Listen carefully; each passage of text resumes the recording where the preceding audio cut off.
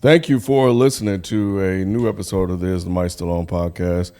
My name is Kenneth Beans. Joining me on the show, we have FIFO 24/7. Man, what it do? BZ430. What up, though? And Rod. What's up? How you, man? Chilling. If you're new to the show, I probably need to do that too. Hold on. I'm over. Like I'm a little close. Making sure I'm good. Or the fist. Right. Yeah, the fist. Okay. But anyway, check us out, man. This is audio that you are listening to right now. If you're not watching the video version, if you are watching the video version, that means you are a patron. Patreon.com/IsTheMic.Still-On.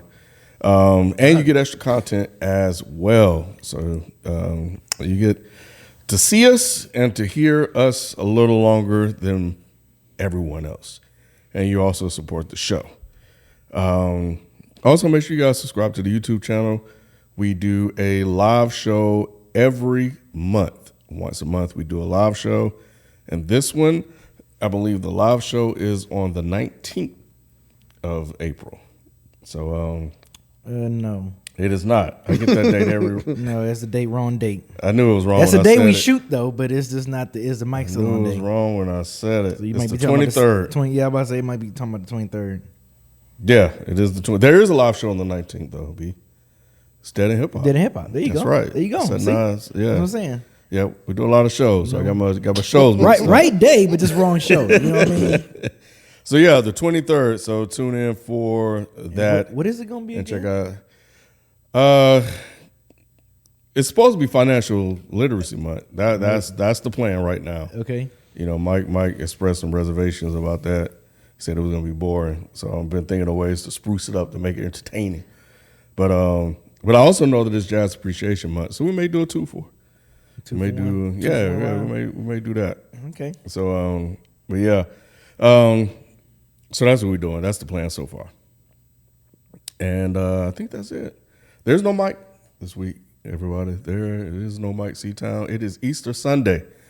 So last I heard, he went and got buried on Friday.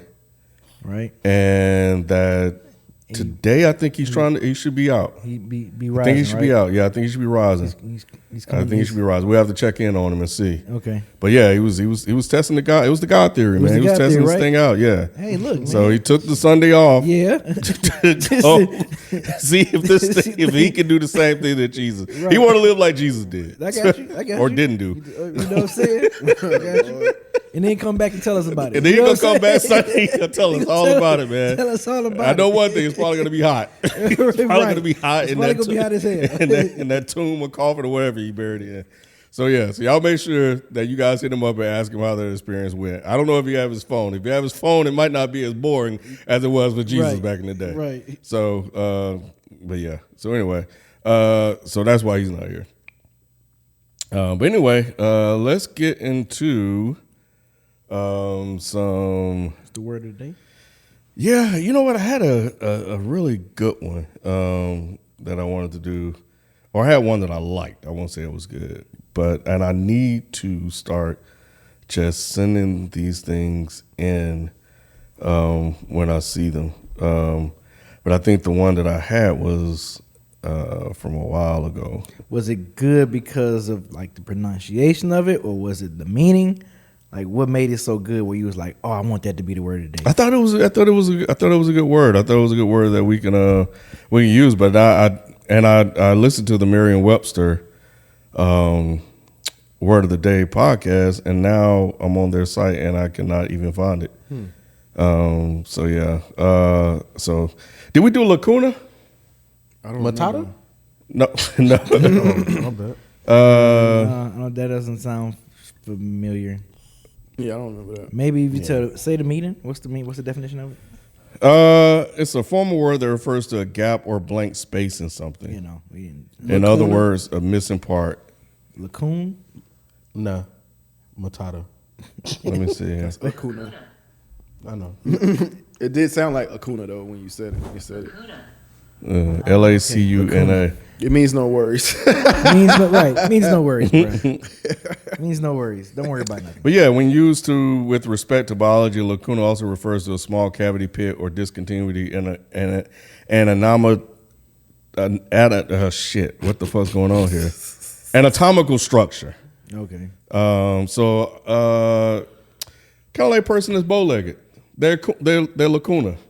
They got lacuna between their legs. So a person that's bow-legged is lacuna. Yeah, if you see a girl walking, you're like, oh, she lacuna as fuck. Don't say that, B. Yeah, you can't say that.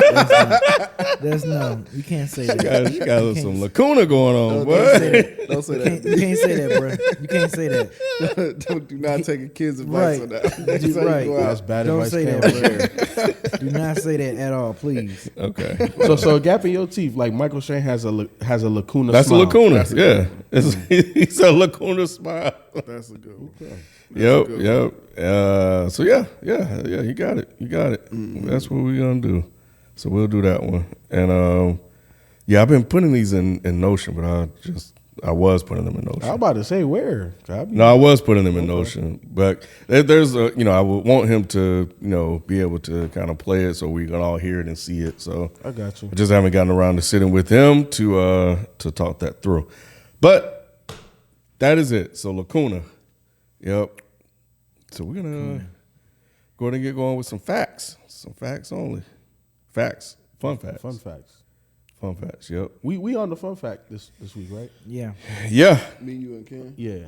Well, somebody needs to bring a topic because it'll just be Right. Well, I mean, I have like two. You got two topics. We'll play it by ear. I got Yeah. something that I could talk about. Too. Okay.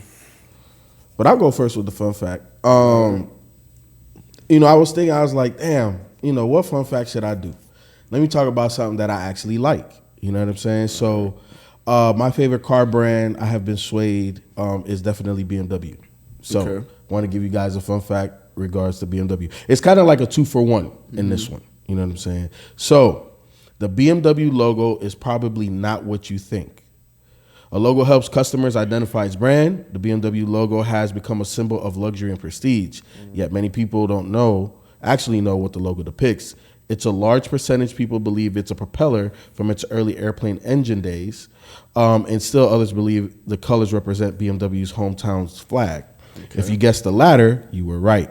The logo actually depicts the famous state of Bavaria in Germany where it was founded. So I never knew. Yeah. You know what I'm saying? I was just like, okay, well, it's the Beamer logo. I ain't know really what it meant. Yeah. You know what I'm saying? So just wanted to share that fun fact. You know what I'm Yeah, I've saying? looked at, I've studied logos and stuff before, being a graphic designer. But I don't remember that fact, though. I don't. I think I remembered the former, what you said about the propeller. They started off as building engine planes. Yeah. You know what I'm saying? During the World War and all that type of stuff. So, yeah, man. They was into some different type of stuff. That's a good fun fact. Yeah. So that was the 2-for-1. Mine is so you have a kid now. Ken has kids or whatever. I know B doesn't, but as he gets older, he's gonna get into stuff and all that, right? So if he put crayon on your walls in your house, how would you get that off? You would probably, the first thing I'll probably try is like hot water. Okay. And like, some type of paper or a rag or something. Okay. And then, I'll probably move the chemicals if that don't get it off. All right. You know what I'm saying? you gotta progress. You know what I'm saying? So you have bleach or goddamn Ajax or something. How would you get it off, kid? Or how have you gotten it off? I don't, because my wife does that. But probably just water. I would say she probably would use water if I had to guess. Wow. I doubt it because she probably went and looked up how to get it off or already knows some weird way to get it off. Got you. Because she kind of like that. Got but you. me, if it was me, if I was at home with the kids and they just running around doing what they do like they normally do, then I would get some water. I'll tell them to get some water and wipe that shit off. Get some water and wipe it off. What about you? Something like lemon, vinegar or something like that. What about you, V? Have no Water, clue how you yeah. get water. Yeah. I mean, Right. I wouldn't want to put chemicals on my wall, but Right. I would try water. because you'll probably strip it off The paint, and Right. stuff. Yeah. Or discolor it or something. That's what you would think you Yeah. would need to do, but actually, there's an easier way to get that off. You use a hair dryer. So you use a hair dryer, and it basically melts the wax of the crayon off, and you just wipe it off. It's very simple. You melt it and then wipe it off. You don't It have comes to right use off no with water. You just like, not even water. You just get a rag. Just get a paper rag, just towel. boom. Boom, it comes come off. right off. That makes sense. And does it make makes sense. I did the same. I had to, and it's funny because I did it with. I did, much like your wife. We both Tauruses. We all are too. I know y'all probably would eventually look it up. Yeah. probably. But I looked it up one day. I had spilled some wax from a candle on a wall. I was like, oh my God. And we just got this house. I was like, man, how the hell I get this wax off? So of course I'm trying to scrub it with a scraper, all this stuff. I'm like, wait a minute, it has to be an easier way to get this off. So I just looked it up, and yeah, it just simply put a hair dryer. I mean, it just melted it like that. It was dripping. I didn't even have to wipe it up. It just literally came off. And I'm just like, wow, why didn't I think just to heat this Damn, that's crazy. back to its natural, I guess to its original. To his liquid state. And just wipe it off. Yeah. Same thing with a crayon. You just put it back to its liquid state and wipe it Just off. wipe it off. Yeah, that's why I was like hot water. You know what I'm saying? Right. Kind of, sort of there, but Kinda, not all the way all there. the way. Yeah. I Just feel think you. about it. Like you just Yeah. put a blow dryer to that joint, Yeah. it's gonna put It's it a back wrap. to its liquid state, and then you just wipe it off. And then don't leave no residue, no nothing. No residue, no nothing. That's crazy. Ain't it crazy? It's That's crazy. Yeah, it's wild. I did it with the Simple wax things, boy. candle. Yeah. Simple things. I tell Life you. hacks, man. Life Yeah. hacks, yeah. So that's my fun fact. You use a hair That's what's dryer, up. put it back to its liquid state, wipe it off. For all you parents out there, all you parents out there with It's kids. gonna happen. Right. I used to be Little that kid. kids. Yeah. I used to be that kid. I used to put crayon and stuff Yeah. all over the place, bro. I never did as a kid. Really? I don't remember doing that either. Yeah, I mean, I could be wrong, but I don't remember getting in trouble for something Yeah, like that. no, I was too scared to write on the walls, so I don't think I never did it. Yeah, It wasn't about like for me being scared thing. It was just my creativeness at the time. Like I went through like, I wouldn't call myself an artist anymore. But once upon a time, like I used to draw all the time, and that was just like an extra canvas for me. You know what I'm saying? So obviously my parents didn't like it, but you know what I'm saying? I never got beat for it. Like, stop doing it, but never, like, it never escalated crazy. I never went through that phase as a kid. Like as far as like wanting to draw and like that never clicked with me as a kid. Like I never had I didn't like coloring books. I didn't like to try to draw stuff. Like I just didn't. That just never like interest me at all. Wow. as a What kid. were you interested in? Sports and girls. and- Always, like always, even as like a young kid. Yeah, sports, video games, and girls. Shit, that's pretty much it. Toy- I mean, but toys and if stuff, the though, right? girl, You huh? play with toys and stuff though, right? Yeah, I had G.I. Joe, Oh, okay, action okay. figures and shit like Gotcha, that. gotcha. or Did whatever. you do Hot Wheels cars? Yeah. I used to Hot Wheel cars and stuff. Yeah, I used to have like a shoebox full of just different Hot Wheel cars and shit. But yeah, like drawing and I never cared about Being doing artsy it. like that. Yeah, I I never gotcha. cared for stuff like that. I don't know why. Well, I know part of what drove like my motivation. I used to have this classmate. I couldn't tell you what grade, but I was hella young. I want to say his name was Francisco Lima. I remember, there's just certain people you remember like that. When I tell you, like, he's probably one of the best artists I've ever seen. Like, at a very young age, the detail in his drawings was crazy. And then, I'm hyper competitive, so he, drove me to get better. You know what I'm saying? So that's why, like, I just had like this hyper focus on art, because I was like, damn, like, I know I'm good because I'm like better than everybody else, but nobody's as good as you. You know what I'm saying? So like he was like the standard for me. So it just drove me to try Yeah, I to mean, perfect it. I appreciate art. I just never been interested in myself of like Doing being it. like, oh man, let me try to no. Like I just Ninja be like, let me Turtles? just see what the hell Oh, you man. did. Yeah, like I just be like, Like- let me just see it. I'd rather just watch it, see the art that someone else created, but I never cared to try to do it. That's where it started. It was an after school program. This nigga drew Shredder one time, bro, and I'm like, but what the fuck is this? Like it just, and then I watched him. You know what I'm saying? Because like he came up and he showed like the after school teacher. The I'm like, bro, how'd you do that? And he's like, come. You know what I'm saying? And we just started drawing. I'm like, bro, he's happened to me before. way advanced. Yeah, that happened to me before too. Like I was always the dude in school that could draw really well, and then this guy came to school and he was drawing Ninja Turtles, and that shit was like so good. I was like, damn, like I thought I was the shit. Yeah. And Bruh. And then he came and drew that shit. I was like, oh wow, that's the first time I've experienced like not being the best at. Yep. You know, people thought I was the best at. Yep. So I was just like, wow. Okay, so y'all was into Teenage Mutant Ninja Turtles back in the day, right? Was you into it too? Yeah, absolutely. Bruh, I got this new book called The Last Ronin. Man, it's like one of the darkest. It's one of the darkest stories.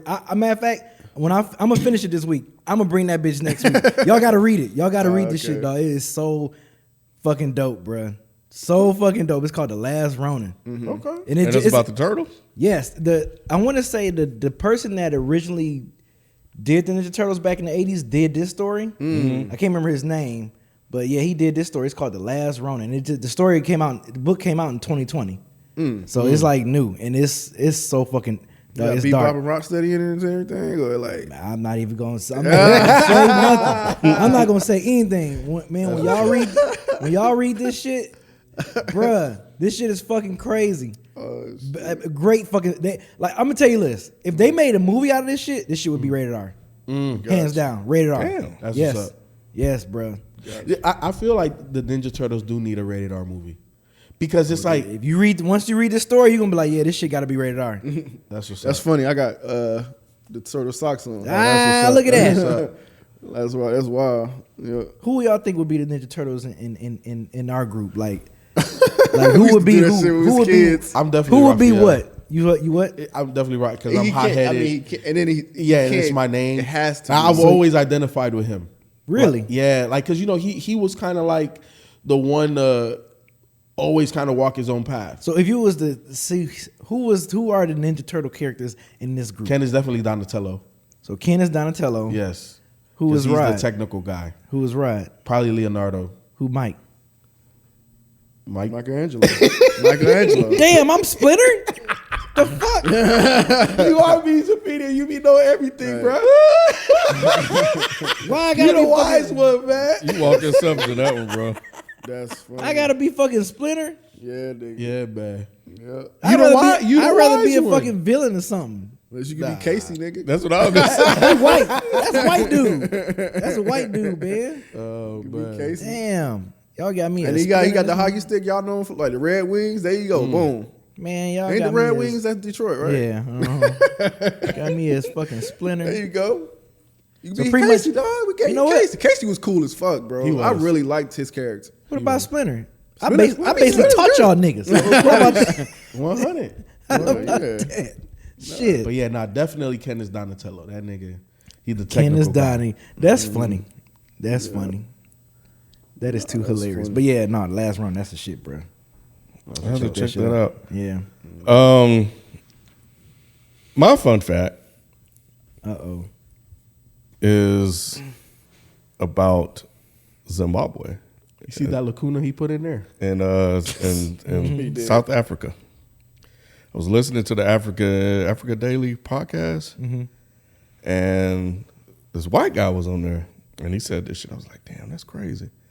He said white people can't own land in Zimbabwe. Oh, wow. What? They can't own Now land. that's what he said, Right. And I looked it up, and I was like, wait, what happened?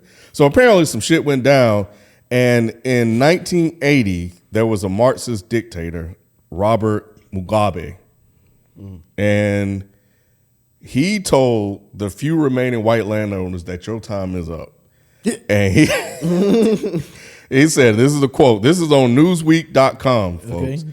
We say no to whites owning our land, and they should go.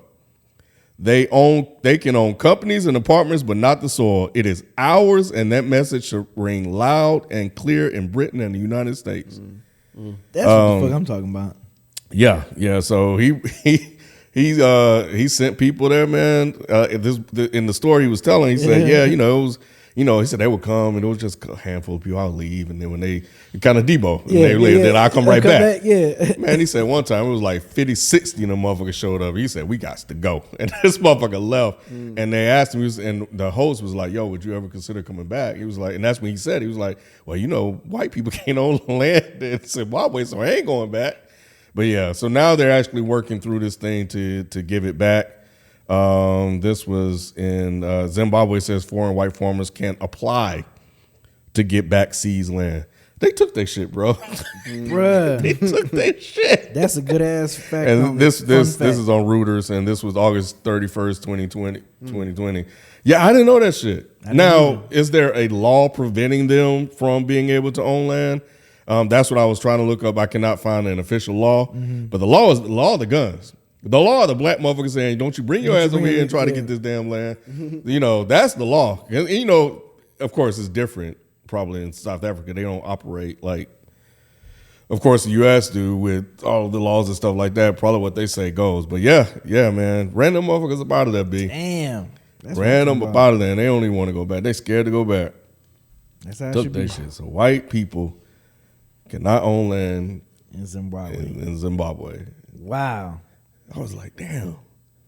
If only, bruh. If only, bruh. If only. Can you imagine a country where, if he's a dictator, like his shit was probably really fucked up. I would imagine. I ain't looking Probably into so. his history or not, but it's just the fantasy of black people being like, and we're talking about South Africa, so they went through their shit, like they real racist and shit, whatever. So, but nevertheless, just the idea of there being a place where black people basically fuck with the white people.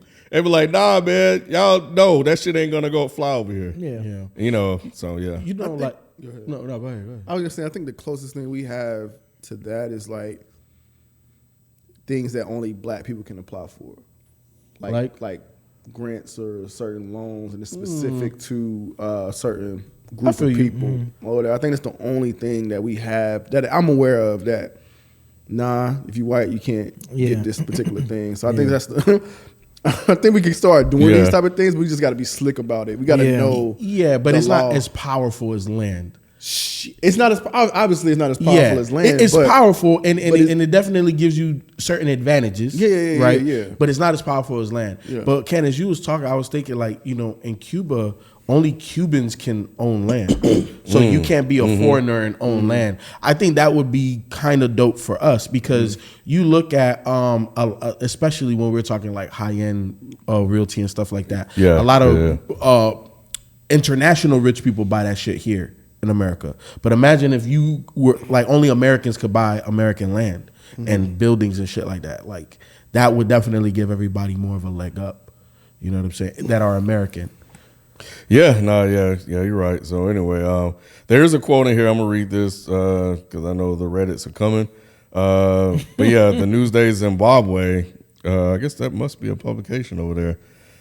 One farmer present for Mugabe's speech said provincial politicians dine with whites by night and denounce them by day. So take that for what it's worth and how you may. But yeah, either way, the thought that was interesting when I heard that. I was like, damn, that's some shit. Ain't that some shit? So anyway, it's not surprising though. It isn't.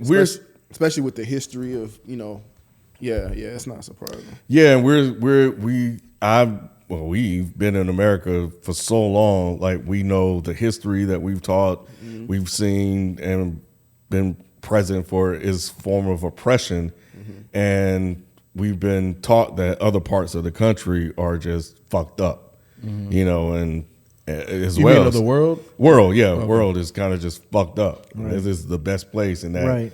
You know, for That's the most what part, we've been feeded. That's what we've been whites feeded. own the shit, everything, and you know, so the idea of that, while when you really sit back and think about it, like, damn, okay, I guess that could make sense because not America is his own place, and you know, they probably are the majority over there, so it kind of makes sense. But living in America and been under white rule, quote unquote, for so long, it's hard to even imagine them saying, them treating white people like that. Right. And not even being attacked for it yet. You're right. This was in 1980. So, you know, for them, not for white folks somewhere to be like, oh, hell no. Nah. We gonna go over there and we're going to bomb that place. So, but again, you know, I just found all this out, folks. So I'm welcome to whatever y'all drop in the Reddits. I'm a sponge for information. I just thought this was interesting. I'm sure there's a lot that I don't know that has happened from 1980 to 2023. So I'll just put that out there. But just the fact that this happened, and I find it fascinating growing up in a racist country like America. So Yeah. Yeah, that is fascinating, bro. Damn. Didn't you bring up like a black city or something like that was being built in a certain part of the United States one time? It's been a while, but I feel like you brought up something like that. And I was trying to see what was the status of that because I think somebody was trying to debunk it or something. You remember that? I can't. You're not talking about the thing that went down in Tennessee, right? What went down in Tennessee? I don't think When it was a black city and they were trying to, white people were trying to take over and accuse them of stealing money or something I like that. think so. Yeah, I think that's Okay. what you had brought up that time. Yeah, because they was bringing like it was some like It was plant in Memphis, and then it was a small city that was mostly yeah, and it black. was a plant that was coming there that That's was gonna right. help, Yeah, they were bringing that plant. Yeah, Yeah. they was gonna bring that. It kind of get secure jobs for. Yeah. I kind I of need remember to follow that. up. now. And Yeah, I that's kinda what I was remember saying, that. if you followed up on that. Yeah. I haven't heard anything about it recently, but I'll be I curious to forgot see the where name of it's that at. town that you This said. topic made me think of that. Yeah. Yeah.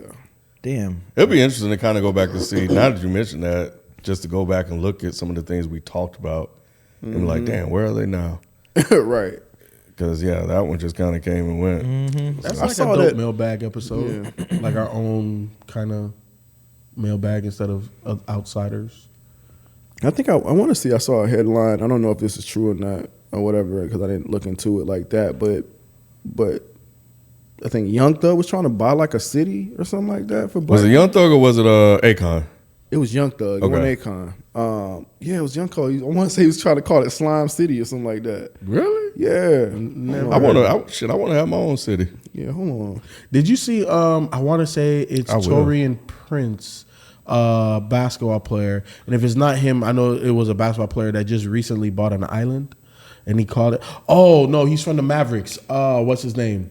Crazy hair from the Mavericks, 3-and-D guy. Crazy here from he still play now. He plays right now.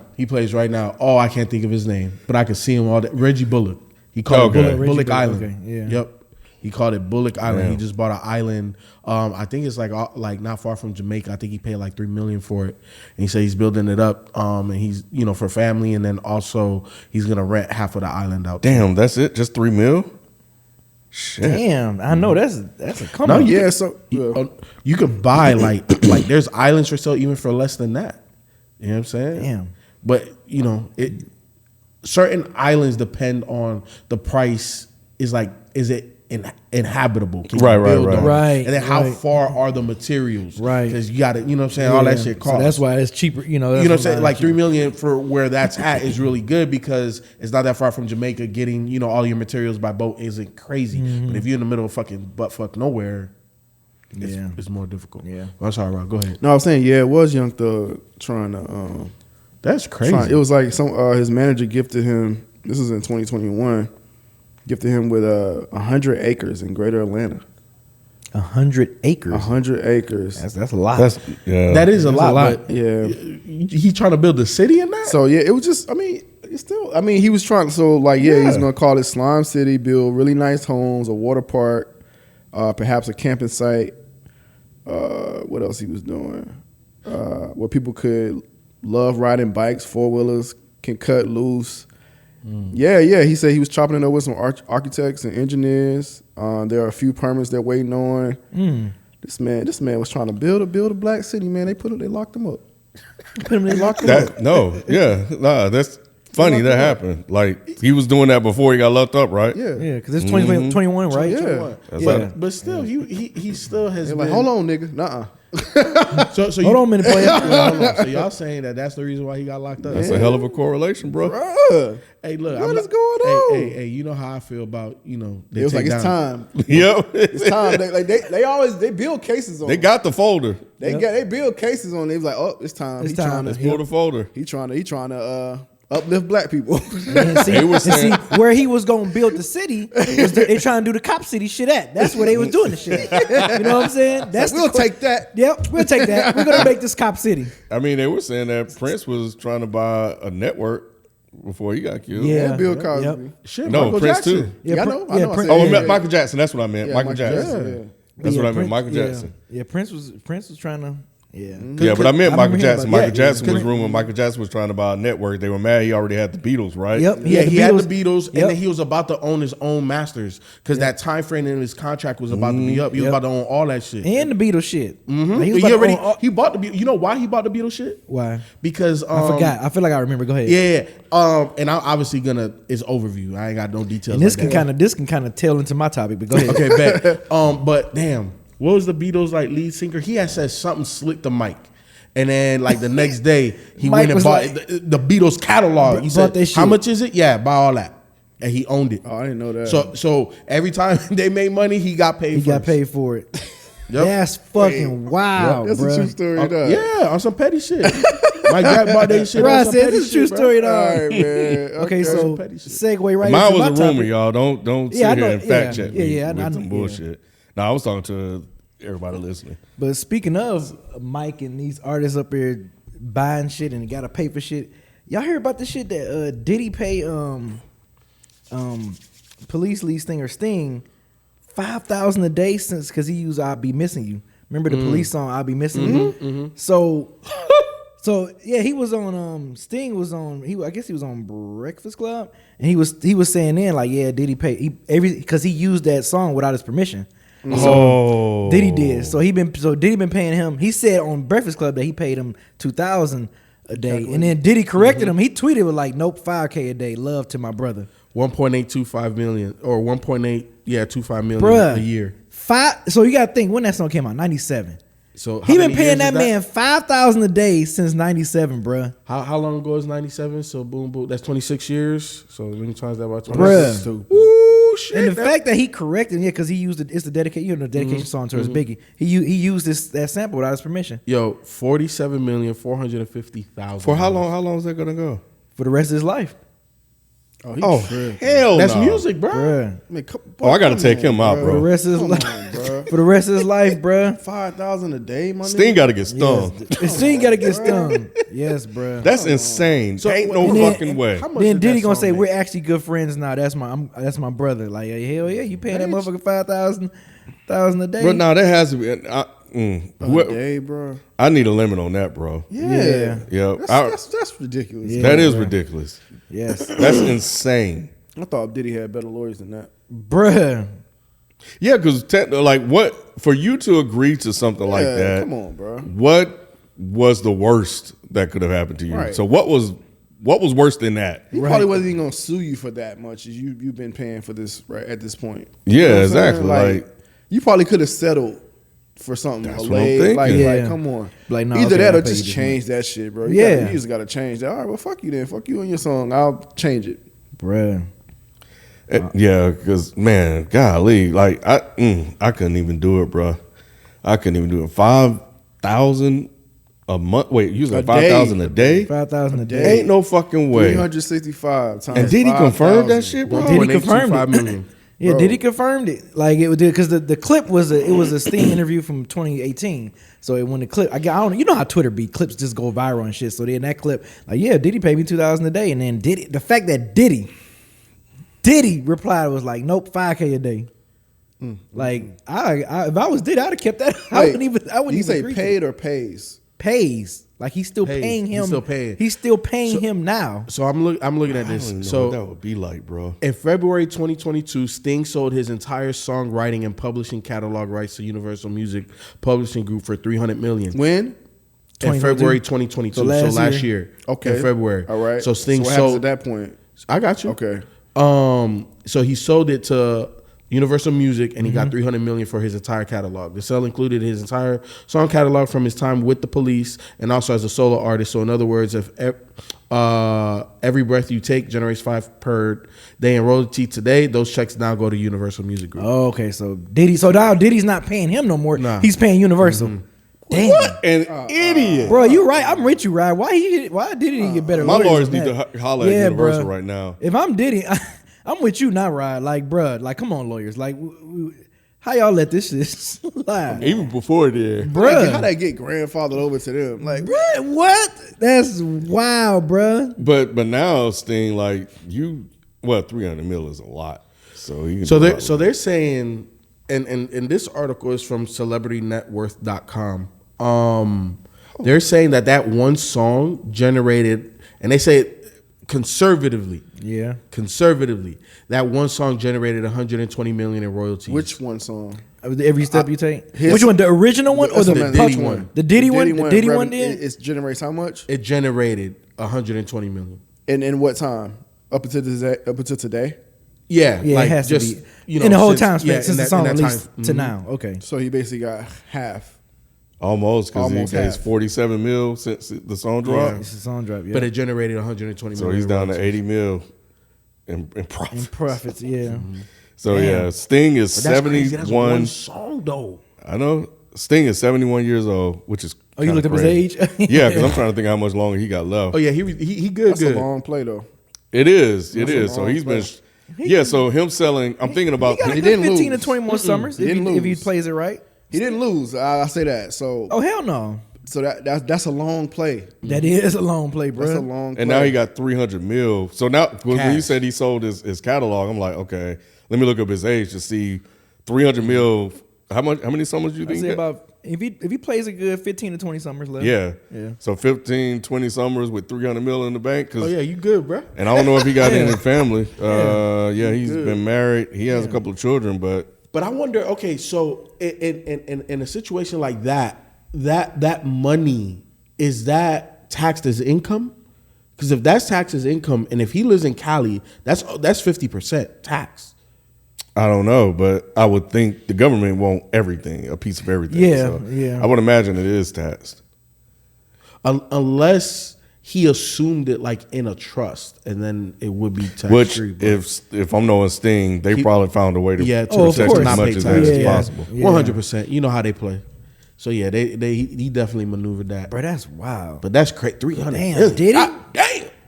Yeah. Damn, that man was baking off your ass, boy. 5K a day. Jesus That's Christ. insane. So So how much was that in 1 since month? that happened, Yeah. every 150? year he just get free money rolling in. Let's just even say, going by what you're saying, let's just say it's half. $20 million just to do nothing.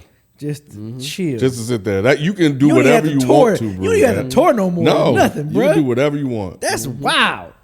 Damn. And then just think about this too, like that song boosted the original song too. Of like course. anytime you Of like a course. song and that it was got a tribute sampled. song towards Biggie. So like, yeah, that's Yep. So you eating on both sides. that's Crazy. wild. Bro. Yeah, I think that these artists selling these catalogs is still interesting to me, but I think now the age is probably determining that. It's like, what am I going to do with it? Unless you leave it to your family. But you can take that 300 mil. and invest it and make more than what Yep. the catalog itself would Exactly. have made. So Yep. yeah, no, I think it's smart plays, and I think every artist is like in a different situation, right? Like, I saw flack for people saying that Future shouldn't have sold. Yeah, he should have, because he's still in his prime. So let me get this payday real quick, based off of all of the old shit that I done did. I'm gonna create new stuff, and I'm gonna own that catalog. So when they sell the catalog, it doesn't mean that they sell them they new shit. So like once you It just sell that, so it depends on how you structure a deal. Got you. You know what I'm saying? So like if you're the music group, you know what I'm saying, and let's say I'm the artist, FIFO, and I come to you and I say, hey, look, up until 2020, I'm willing to sell you everything that I created, and I want 100 million for that. You know what I'm saying? You come back and say, look, I'm gonna give you 175 million, but I want the stuff that you do for the next 10 years. You know what I'm it saying? So we depends on- negotiate. yeah, It's just a depends, deal. It's yeah. whatever we agree to. Gotcha. But in Future's case, he just agreed to sell what he's already done, but he's in the prime of his career. He's still gonna make money off of that music touring. Because you can't fucking, take my tour money. Right. You know what I'm saying? You're Well, getting, is it in the deal? I don't Yeah. know. Let's say, It it might depends be on the what they deal. negotiated. I didn't know Future sold this. I must have missed the story. Yeah, he sold his catalog. I'm I kind forgot of with what- the people. That is a little When did early. he do that?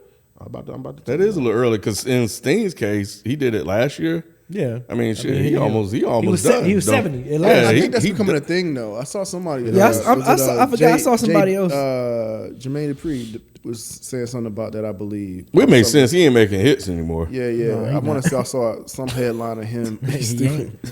A headline of him trying to sell his catalog, but I think that's becoming like a It thing. is. Yeah. These people are trying to cash out, and I think they're just looking for other ways to invest that money. So let me just go ahead and cash out on this and put this toward other type of interest, I guess. Yeah. Yeah, because You can always create more music.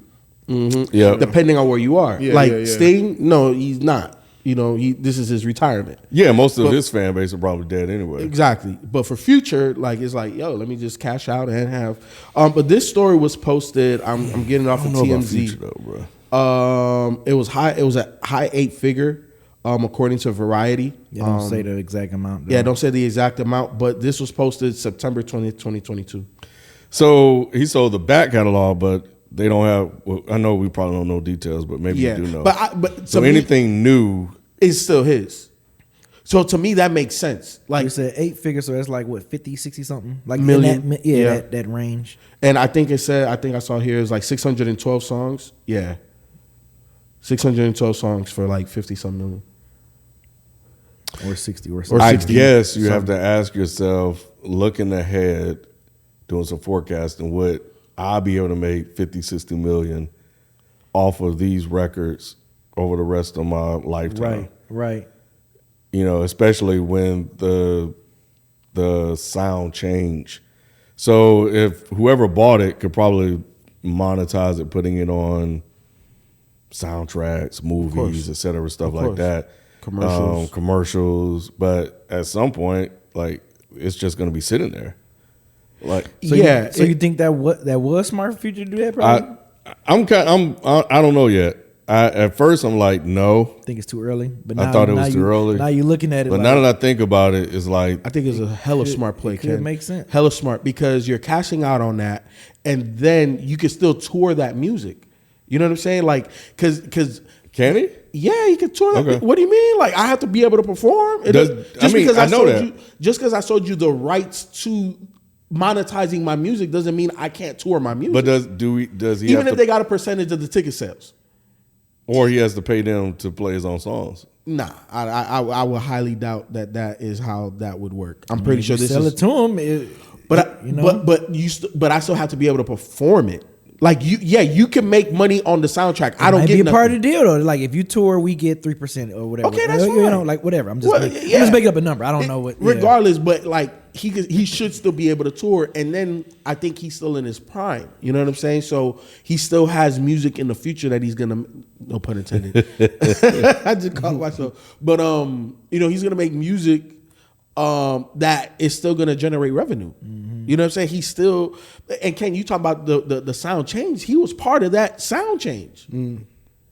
I know, but yeah, eventually it's gonna move it to something else. It always does. It's a trendy sound.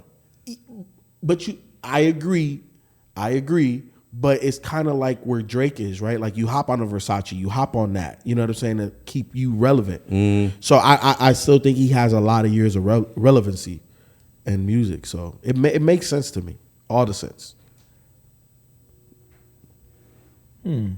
Yeah, there's no straightforward answer on whether or not you can still perform that. So I don't know. I'm just doing a quick search. I don't have time to really read it, research it, but yeah, I want to look into this trend more to see what are these people folks are that doing. selling their yeah. I'm with you. I feel like I saw more artists do that too, like in the last couple of years too. I just can't remember off the top of my head who they were. Yeah, because it's like investors, like I guess if you're buying it, you're investing in art, almost like a painting. So now music becomes, audible art, right? And I guess you just want to own that and not necessarily monetize it. Maybe, I don't know. It's an interesting thing that music nowadays is starting to gain a different type of value to people outside of just entertainment and being able to kind of shape and mold pictures and stuff like that when it comes to music and television. So now they're looking at it as like a piece of property, and to invest in and maybe make money off of. Or do these things appreciate over time? Yeah, that's the other question. It depends It's on the almost like they're artist. looking at it like similar to real estate. You know how you get like equity into your home, and at some point, sometimes it doesn't make sense to just keep it. You know what I'm saying? Especially if it is just gonna kind of depreciate at some point. So just cash out while it still has value or whatever. So yeah, I think I know you said you want to look into it, but when you said that, it made me want to look into it as well. But then I was like, what can I figure out right now just without looking into it? And it kind of sounds like real estate in a way. Yeah, so applying that, then if I'm on the opposite end and I say, oh shit, I want to go, like I'm a big Marvin Gaye fan, you're a big Stevie fan. Shit, I got money to burn. Shit, I want to buy all the Stevie shit. And I want to buy, or you, or me, you, B. I want to buy all of, I love Stevie too. I would buy Stevie shit too as well. So, but I would just buy all of Marvin shit just because I'm a fan. Yeah. And I want to have his whole fucking catalog. And then that just, I can see that as a person that's investing, like a music lover. Yeah. I don't fuck with art like that. So instead, what do I fuck with? Music. So let me just go buy my favorite artist catalog and put that shit somewhere. It's still art though. Huh? It's still art. It's still art. I mean, what do they call the paintings and shit? That. I guess it is paintings. Pretty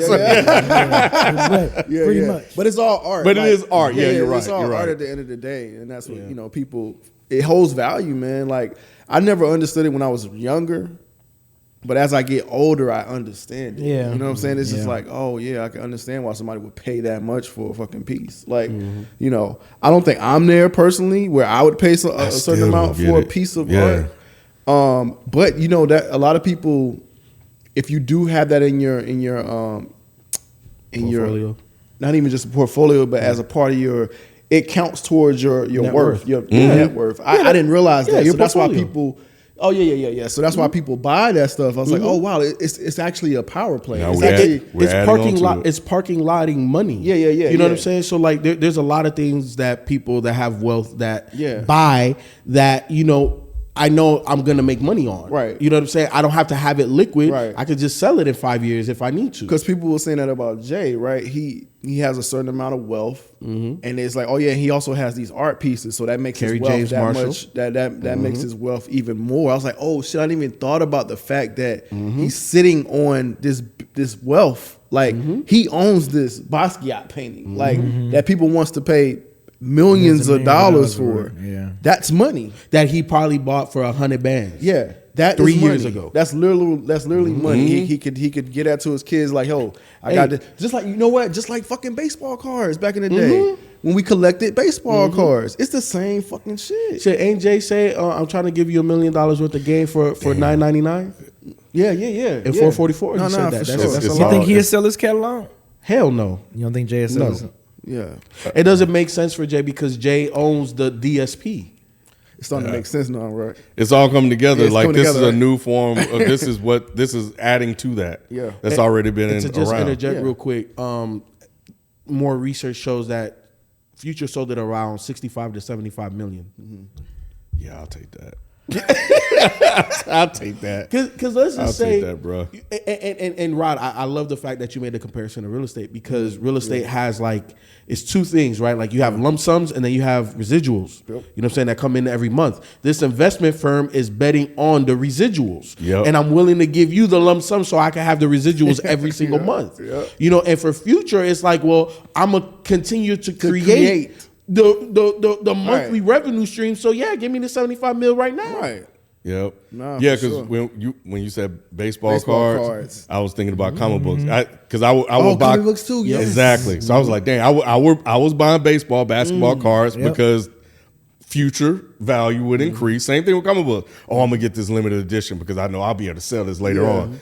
Music now is starting to enter into that realm of that. So shit, let me see if I can And, find and no, some. and then when you got hold my on for basketball cards, too. yeah, exactly, and them shits are worth Yeah. some money. Put That's them what shits I'm on saying, eBay, like, nigga. That's what I'm saying. But like you get to a point where it's like, I can sell this now. Yep. And you know what I'm saying? At first it was just like you kept it for the Nostalgia, for all of like, that. oh man, I got this card. But then you get to a point where like, well shit, I can cash out on this shit. I can get some more 2 cards bands for or this whatever. one card? Like, shit, Yeah, let that shit ride. let this Jordan card off one time. I need to see what my comments are worth now. Remember? Yeah, man. Hell yeah, bro. Your comics, man. Yeah, especially mint condition too. You keep them mint condition. Yeah, I kept mine in Yeah, the plastic slip yeah, thing in the man. book. Yeah. Can I buy Marvin bro. Gaye's I got. catalog? Because most of my cards are like 88 through 90, pretty much. shit. Like 88, 1990. You yeah. sitting on some. I got supersonic shit. I mean, because I got my shit organized Upper right. Decker Each and team. all that shit. Yeah, I got Dominique Wilkins. I got Isaiah Somebody Thomas. stole my shit, man. Man, someone stole my my 92, 93 Michael Jordan MVP. I think that was whatever the year he was the All-Star MVP in the 90s. I had that fucking card. Yeah. I can't fucking find it. Yeah. Bruh, I'm B, like, man. look, how attached are you to these cards, bro? Huh? How attached are you to these cards? I mean, I'm attached. I mean, You should just try to go Yeah, see how much you can get. see how much I can get for him. Yeah, bro. I'm pretty sure that you have cards in there because you just told me the years. Yes. You probably have some cards in there, dog. That at minimum you're looking at $2,000 to $5,000, and then Per card? Yeah, Yes, like I Yeah. I have a Jordan card that's it's in like a casing or whatever. Man, I looked that shit up and I couldn't like not believe how like I still can't believe how much this fucking card is worth. And I was like, "It's no way this card is worth this much." Like it was damn near six figures, and I was just like, Yeah, bro. What? This Yeah, is bro. not. It Off a can't couple be. of dollars. Can't be right. It can't be right. Like, you know how much we it's used like to a pay little for those pack of unbelievable. cards? Yeah. It's a little unbelievable. Couple Like, dollars. but there are people like that will pay. Yes. Even if it's not that value, right? It might be a super fucking Jordan fan out there that been looking That for have this money. card, that has money, that wants to Yep. pay you $1 million. This for that one card will particular complete my card. collection. I need it. I need it. 10,000? No. 15,000? 30,000? 50,000, bro. It's crazy. I have a book this thick with just Bruh, with B, you the see- whole Let bunch me of get cards, 2%, bro. dog. Let me manage the sales, dog. I'll get 2%, bro. Whole bunch of cards, Liquidate bro. that shit. Man. This could be $5,000 a day, dog. because each page represent a team, so it's like Atlanta. That's how I have my shit. That's how I had my shit. too, Washington man. Bullets, the Bullets, not the Wizards, the Bullets, Bro, I was Milwaukee, fucking Ricky Pierce cards and shit. I was sick, bro. It was a family member that Terry stole my Cummins, shit. I got a fucking Oh, Terry hell Cummins no. Well, card. it was like a distant family member that stole That's my fucked shit, up, man. regardless. Dan Marley Phoenix card. Yeah. Yeah, B. You sitting on B. something, bro. Yeah, you got some bread there. Just one day, just go look at one of your older cards. Like, do you have any Jordan cards? No, I don't. Like I said, the one I had That's the was one, bro. it was a MVP, the 92, 93 MVP. It probably was the regular season MVP card or All Star, whatever. But You don't have no Jordan no, cards? I have no Jordan cards, bro. That's crazy. I know. When I go on my Chicago team, you see fucking B.J. Armstrong, John Paxson, Horace Grant. Where's Scottie Pippen? Where's the fucking Jordan card? Who else was a big draw? Then it was Jordan. And I want to say, I think my Sean Kemp card is his rookie card. I Yeah, them think. rookie cards be something Yeah, else. I think- But just look at one of your Yeah. older cards and just look it up online. Just say, all right, 92 Sean Kemp. You got any I penny think- joints? I think. Yeah. Oh, yeah. No, because by the time Penny came, my collection was like 88 through 91 ish. Yeah. Just look it up one day. Okay. Just go in your book and be like, let me just see. And see how much that one of your cards are worth. Or a couple. Just pick a few. Yeah. So look, And you'll be surprised. I'm on bro. eBay right now, B. Yeah. I looked up Sean Kemp rookie card. There's the highest one right now. That I'm scrolling a little bit. It's $75 for one card. Okay. I thought That's $79. They But was just say think, 75. think about it though. Sound You like- got like a book full of like classic cards. Bro, it's crazy. It's crazy. Marvin Gaye's streaming royalties total 2.6 million last year. Wow. Streaming. Streaming 2.6 million. 2.6 mil, bro. That's a lot of damn streams for it to be that high. Hey man, you know what? Yeah, it's, you know. Hey man, is it? Man, so kind of going back, man, if I was to have the bread to just let me just buy that off y'all, that's 2.6 mil just coming in, bro. Every month just off of that shit, bro. That's it's going to his family. His family still have the estate, but that's Okay, so crazy, that bro. is that for the year or per month? That's just for the year, man. Yeah. So Ken, Future, this is what website is this? This is agentertainment.com. It says, oh, that's one project. Wait, hold on. Which project is it? I don't know the project, but it has over 2 billion streams on platforms. But hold on, I'm trying to find Billion? You said that with Yeah. the B? Yeah, And that's just one album? yeah. So it looks like from Spotify alone, Future made 7 million in a year, Just for Spotify? just from Spotify. Damn, and that's Shit. that's What's fractions of pennies. That's a lot of damn streams, bro. What's the streaming we get from nowhere to turn? I know, right? You know what I'm saying? Man, you know what? I'd be surprised if we're at even like 10K streams. Man, That's wild. have y'all ever? I was thinking about this last week because the more I've been joking about being a quote unquote rapper, I was just thinking about. I was like, there really is like a real fucking song out there. Oh yeah. Like, not a real ass fucking song out there, bro. Like, forever.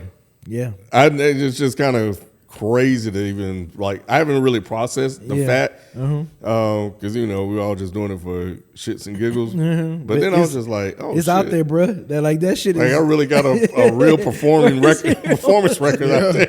It's kind of insane. Bruh. Holy shit. Okay. So this is off of Forbes.com. Oh, Oh, you don't like that site no more? Forbes janky, but go ahead. They are, but I'm just referencing where I'm getting the information I get from. Back in, I want to say this is 2017. Yeah, back in 2017, he ranked number 10 in terms of annual streaming revenue, right? And he made 23 million in 1 year streaming, and that's Future.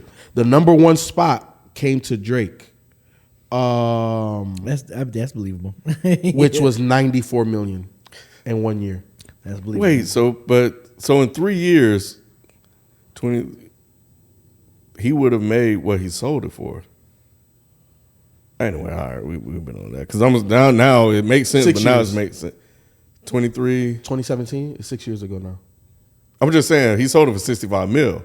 So if he's Between making 65 and 23 mil a 75. year, he's making 40. He would make 46 in 2 years, and then in the other year, what's that? 65. But you know, you like you're gonna go up and down. Like, what if he doesn't drop or what if his project isn't as successful as you know what I'm saying? And you gotta remember that's also the Mask Off year. That Okay. song that was huge. Yeah, that was a big song. Everybody remixed it, including Kendrick. So you know that could your streaming is always gonna go up and down. It's not always gonna be Okay, true. Yeah. Because what if the year before he only did like 9 million? You know? Yeah. Damn. My That's bad. crazy. So it wasn't a million, but this is the card I have. That's the one I have.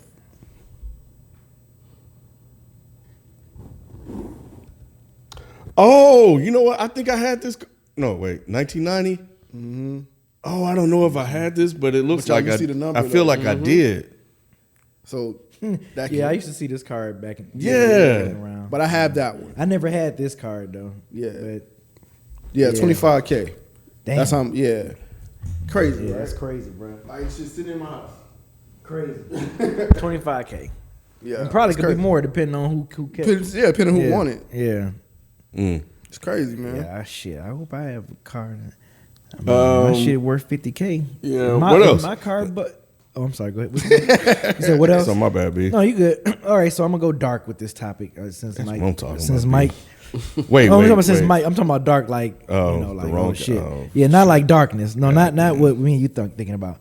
All right, so y'all know who Brandon Bentley is? Did that name sound familiar? Of course, this is recent news. No. He's facing numerous charges after he was arrested at the North Carolina A&T State University, which is I think that's a HBCU. I think that's an all-black college. Want to know why he was arrested for it? Why? Police discovered he had now, mind you, this is on a predominantly black college. I want to say North Carolina A&T is a HBCU, a black college. But when he was arrested, police discovered he had 2 handguns, 2 shotguns, 1 rifle, a crossbow, a machete, stun gun, hatchets, knives, choking devices, pepper spray, a blow dart gun, brass knuckles, and other weaponry. They also say he had more than 1,000 rounds of various ammunition on this campus. What the fuck are you doing with a Yeah, crossbow? that's. I mean, and he had no affiliation with the campus. Like he wasn't like a student there. Like, Oh, you was just living there? they don't say what he was if he was living there or not, but he had no affiliation with the A&T. and he's been banned from campus. Yeah, there are stories out there of people that don't be on campus that live on campus, which is kind of crazy. And he was released Yeah. on bond according to court documents. His bond was set at $100,000. He was released on bond. But this happened on March 26th. He was. They luckily the popos got him because he's a Caucasian male. So yeah, it's just kind of you see that like you on the This man said Caucasian. yeah you on a black college facility with all this stuff. Like what was your plans? What made him get a dart gun? Bruh, He's trying to tranquilize somebody. bruh, Dart gun because they African? I don't know. But yeah, when it's crazy, man. Like, yeah, Bentley's charged for weapons, explosive devices. That's crazy on educational property. That's the thing. Like it be white people on campus though, so it'd be like a few. Yeah. So you don't really pay no mind. You're like, okay, yeah, But so yeah, they probably didn't even register. Yeah, but the college said he had no affiliation with the university though. So that's what makes the raise the eyebrows. Like, okay, what Some this random ass what this Caucasian yeah dude. what this dude was what he had planned. You know what I'm saying? Wait, so where did he have all this stuff stored at? I'm assuming his car when they pulled him over. I'm assuming it was his vehicle. Like they didn't search his like place. I don't think, but I think when they put him over, that's when they found out he had all that stuff. What you think tipped him off, the crossbow or the dart gun? The crossbow. Yeah, I think the crossbow. Yeah, I think the crossbow. everything else probably looked. All the guns and stuff looked over. Right. This crossbow, I'm like, oh, Bruh, wait a minute. What bro. are you out here doing, bro? What you got What you planned? got planned? Shit. Yeah, Brandon Bentley. That's his name. Damn, Brandon. Greensboro, North Carolina. That's crazy. Yeah, dog. Like, yeah, it's really raising eyebrows because it's like, what the hell was this man planning on doing? You know what I'm saying? Yeah. Nothing else has surfaced about like his background. They haven't searched into that yet, but yeah, I'm pretty sure some stuff might unfold from that. Like, dude, Yeah, that's wild. huh? That's wild. Yeah, that is. Like, Yeah, that's crazy. I'm glad they caught him. hell yeah, I'm glad they caught him. shit, Because there's been some higher learning shit. bruh. That was more than higher learning. Yeah, Really? yeah. Shit. Damn. I know that's crazy. So yeah, that was my evil. Since Mike was out, that's my evil I know, topic right? right there. Tried to take- Yeah, I had to- The difference is that he would have actually took out some people. yeah, right. That would have been a difference. Mike would have been like, yeah, he fucking killed them, And split his spleen, dropped the You'd be like, Mike, what the fuck you find this shit? He put an arrow in him and a dart in his neck. Decapitated 2 girls. So we were like, Mike, what the fuck? So yeah, mine's wasn't as dark as Mike, but And they damn it. can't find the other person. Right, like The other their person- body right, is yeah. gone. Like, God What? damn, Mike. He also had a crematory in his basement. Right. Like what? He was fucking cooking animals. Right. Like, what the hell? That's how Mike topic would have went. Yeah, that's true. So yeah, mine didn't go as bad. It was a little bit of happy ending at the end. The fact that they got him, but like I said, he was released on bond. So I mean, I'm pretty sure. Pretty sure he has a court date. That's That crazy. shit. That's crazy. That's crazy. But shit, I got a topic. I'll give you like a real quick 2 for 1. Have y'all heard of BRICS? BRICS? BRICS? BRICS. No. What is that? All right, so It's an acronym. It's I've heard an of acronym that BRICS starts in with something. different ways. Right. yeah, so it's Brazil, Russia, India, China, and South Africa. Okay. They are creating a new currency. Yeah. Yeah. See, Ken, I thought you would be on this one, Ken. That financial shit going on this month, boy. You know about that? I thought you would be on this one. No, I didn't. Okay. And this is from the IndiaTimes.com.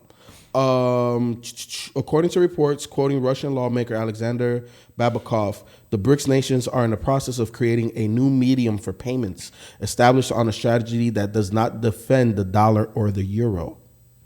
So essentially, these companies are going to now start trading goods and trading oil and all of those type of things in the currency that they're creating, kind of sort of devaluing now the euro and the dollar. Trying to freeze us out. Exactly. So to me, and you could call it conspiracy, but remember all of those type of foreign objects from all of these countries and stuff that we were seeing, and I was saying, hey, this feels like a world war. This is what's going to cause a world war when you have all of these other nations that are now trying to de-establish the American dollar as the primary currency for the world and create their own. Guess we're gonna have to respond in a military type of fashion. What's the B again? Brazil. And the C? Brazil, Russia, India, China, and South Africa. China's the one. And Saudi too, honestly. Yeah. Not South Africa. South Africa has all of the natural resources. Yeah, but these other ones are the powers in terms of, military. Nobody's a bigger military power than us. We spend like fucking 20, 30 times more than damn near the whole world combined. China's already working with Russia, and that OPEC shit, I think, was part of that whole move as well to keep this is a I won't say a Cold War, but it's definitely economic warfare. Yes. That's going on right now between China's been doing this shit since last year, and nobody's really been calling it out. But this OPEC shit and what they were doing behind the scenes with oil, I think Russia and somebody when it turned to oil production. So now OPEC come out and be like, yeah, we good. We're not gonna make as much. It drives gas up. And we're fighting inflation right now. Exactly. So it keeps us in this period of instability. 100%. And the inflation of the dollar is about to go crazy because the reason why it's normalized is because it works everywhere. You could go anywhere, and for the most part, outside of the euro, our currency is worth more than everybody else's. So now, if with the most majorly traded things, they're not even accepting our currency devalues, meaning that your $10 is now you have to have $60 for the $10. So now gas goes up, obviously, because they're not even trading in American currency. The cost of services go up. The cost of transportation, everything goes up. But guess what? What they pay you per year is not going to change. What you make is not going to change. Yeah, and Saudi has the oil and shit. So yeah, man, it's South Africa, like all the other shit like that. And South Africa and Africa, period, has ties to Asia because Asia's sure been trying to get their ass over there. They are over there right now. So peep this. Per Bloomberg report, China's yuan has replaced the U.S. dollar as the most traded currency in Russia. The yuan surpassed the dollar in monthly trading volume in February for the first time, and the difference became more pronounced in March, according to data compiled by Bloomberg. Time to fuck some shit up. That is wild, bro. And what's crazy is the mainstream media is not talking about this shit. We talking about Trump. We're talking about all of this fucking surface level shit. But this is how countries destabilize other countries, and we're not talking about it. At all. It's just the reason why I asked for the countries again, because I'm wondering, like, okay, well, shit, Brazil, all right. I know Brazil got some clout, but it's still Brazil. So nobody talks about Brazil. Yep. But we talk about Russia, and China has always been fucking with us. We always had it beefing with China. 100. And Russia.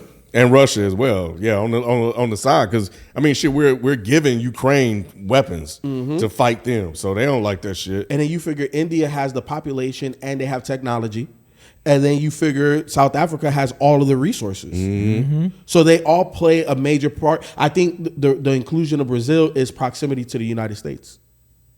Yeah, I mean, and they would. I would imagine. I don't know much about Brazil, so I'm speaking from ignorance. But let me speak from ignorance. They would want to align themselves with a world power, 100%.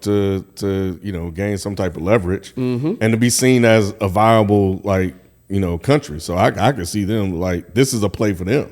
Like, yeah, they call them up. Sure, I mean, we're Brazil. Nobody respect us like that. So yeah, I'll rock with y'all, and we get to be first.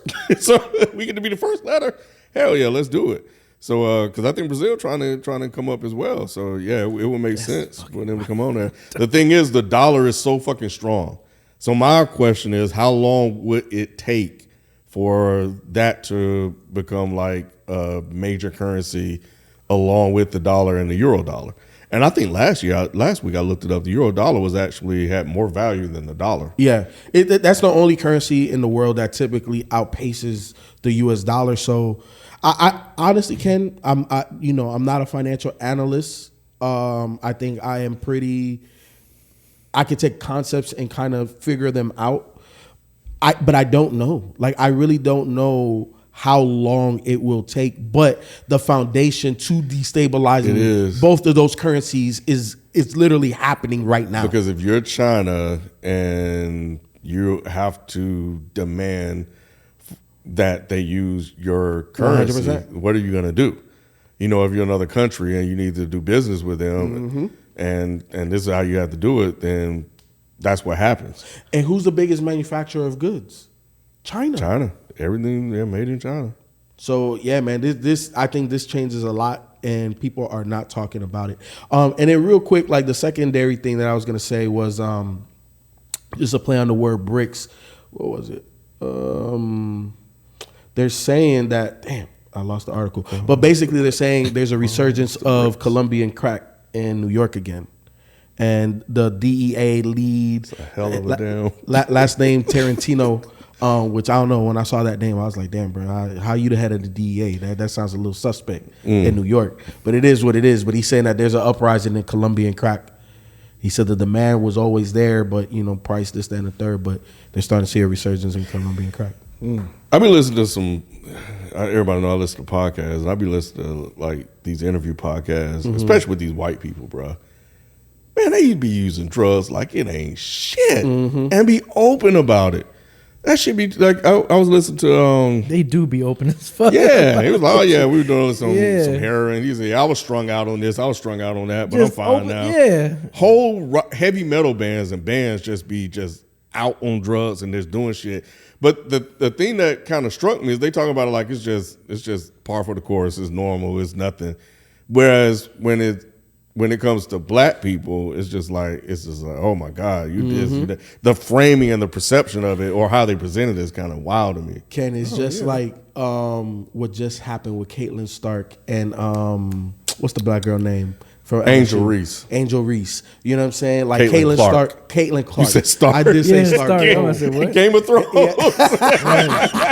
Caitlin Clark. See out here, you know what I'm saying? Like the white Steph Curry talking about you can't see me doing the John Cena shit all over the place. And then the moment it gets done to her by a black person, they're talking about, oh, it's classless. It's this, is that. So the framing on the shit we do is always in a negative light. But the white person does it, well, you know, man, it's the fucking 70s, man. It's Woodstock, man. That's how they said, yeah. But when like R&B groups, it's always looked at as a negative. But these heavy metal rock bands or whatever, Bruh. it's just like it's like just part of life. It's part of life. What we It's what we did. do. So the article I saw, it was on Baller Alert. It says Baller alert. Go ahead. I'm sorry. That's like Shade Room and shit. Go ahead. It is. Funny it is. Baller Alert. Nigga, You're like, nigga. Yeah, you hate shit. Go ahead, FIFA. Nah, but, it says New York drug officials issue warning for resurgence of Colombian crack. Where's his name? He says we're seeing a resurgence of crack. Said Frank Tarantino, who heads the DEA's New York division, noting that other forms of cocaine are booming as well. The demand never really went away, but the supply has increased exponentially. The mass supply of coke has driven down street prices to levels not seen in decades. Law enforcement officials adding that a single-use rock can be had for as little as $5. Damn. Jesus Christ, That's crazy. What's in that shit? Hey, Damn, shit. that's cheaper than weed, bro. That's cheaper than weed. You can't get weed at no $5. But the charges probably still high on that shit though. The price of weed done gone up? Allegedly. You know, I would say it's relatively the same like on the street than it is like in dispensaries and stuff like that. It's not that big of a it difference in hasn't price. affected it yet. Yeah. I wonder if it's affected it in places where it is legal though. That's what I'm saying, like dispensaries. Yeah, like the street price. Well, what I'm saying is like, say you go to California or whatever, they're everywhere, or Vegas, Right, yeah. they're everywhere. So it's like, Almost been put out of business. yeah, would it still go for the same on the street because of that? So Because you can't say that here because it's not legal here yet, right? nah, Right, so- not here. so, yeah, you can't say- So the best reference I could give you is like DC. You know what I'm saying? It's legal in DC. Okay. And you know, I have a couple of favorite dispensaries, and I know people that will bring it to you that aren't necessarily a dispensary. That's good, FIFO. There you go. That's good, bro. You know what I'm saying? Keep going. So, but the price doesn't vary by much at all. So and that's a place that is 100% legal. You know, I've been in DC for a little bit now, but yeah, like it really hasn't affected that market like that, like the street price versus the store price. Interesting. Yeah, they need to just go ahead and just make it legal in all 50 states, man. What's behind the popularity of edibles? Because that used to be the way I looked at it. White people. I just had a conversation with somebody about that, and I think it was COVID, man. I think COVID made people try and do a lot of different things. A lot of people started drinking more. A lot of people started liquor sales were up. Yeah. Liquor sales went up. People started experiencing with different things. Just started getting fucking idle hands. Yeah. It's like everybody started doing fucking edibles. Everywhere I turned, like everybody, when we came out, and I think when we started to come out of COVID, people was so anxious to do all kind of shit. You know what I'm saying? I that's all I would hear. People talking about, oh yeah, it could be older people. It didn't matter. Like I heard everybody talking about it. Really? Yeah. Bro, like edibles is I'm with Rod. That's why I'm asking, because I've noticed the trend. It came with COVID. Black folks didn't do edibles like that I know of. No, Rolling that shit up, bro. Yeah. I think it's convenience. And I also think it's smell. Yeah, you can get it through customs too. I think. You can get it like you could travel with it. It's easier to travel with. You know what I'm saying? But I think, you know, for the people that I know, that I associate with, it's there's no smell. You know what I'm saying? And then it's easier. I don't have to get paper, then roll it, and then do a whole bunch of stuff. Just eat a brownie or just eat get my high. or a cookie, and I still get my, and it lasts cook- longer. Yeah, I can, you know what I'm saying? It's way longer. Stronger. It's way longer. Now, here's the thing. I was not a believer in edibles some years ago, but I had an experience that changed my mind. And then In DC? No, not in DC. Bro, I know. I feel you. Hey. Ken, in almost all 50 states, almost all, I can't say it all, but here in the city of Atlanta, it's decriminalized, bro. That you're not going to jail for, you know, under a certain amount. Since when? For a minute now. I ain't let you it's been a finish. while. Yeah. I didn't know that. Like if you have under a certain amount is like Because he had just ticket. asked the question, was Yeah, it no, legal I here know. in Georgia? That's why. It's not technically. It's not technically. But you can go But to there's a threshold. There's a threshold because you can go That's to what like white a smoke folks shop won't and they'll sell you flour, but it's Delta 8. But it's only like 0.25% THC. Wait. Flour? Yes. They put the shit in. I Not don't a know flour. anything about. No, like No, not like bacon flour. No, it's like the actual like you know. Oh, weed. you said flour. FLOWER. Yes. I was thinking FLOUR. No. Flour. No. Marijuana is a plant. Right. Really? Yeah. Hey.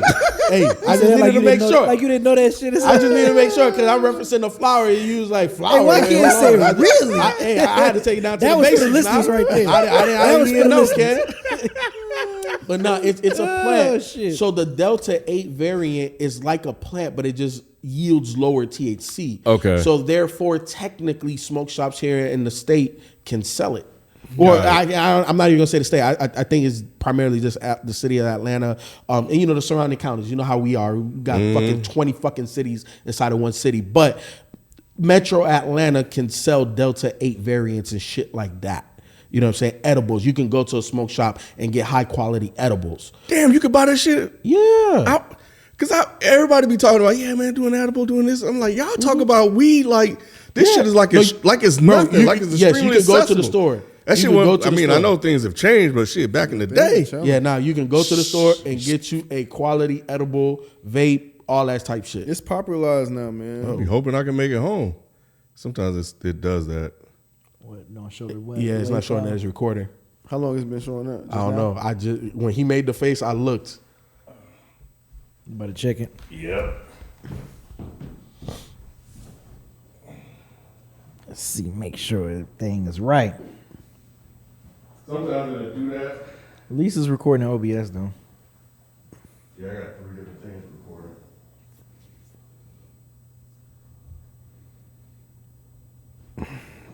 HOC.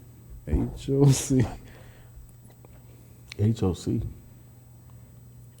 High off contact.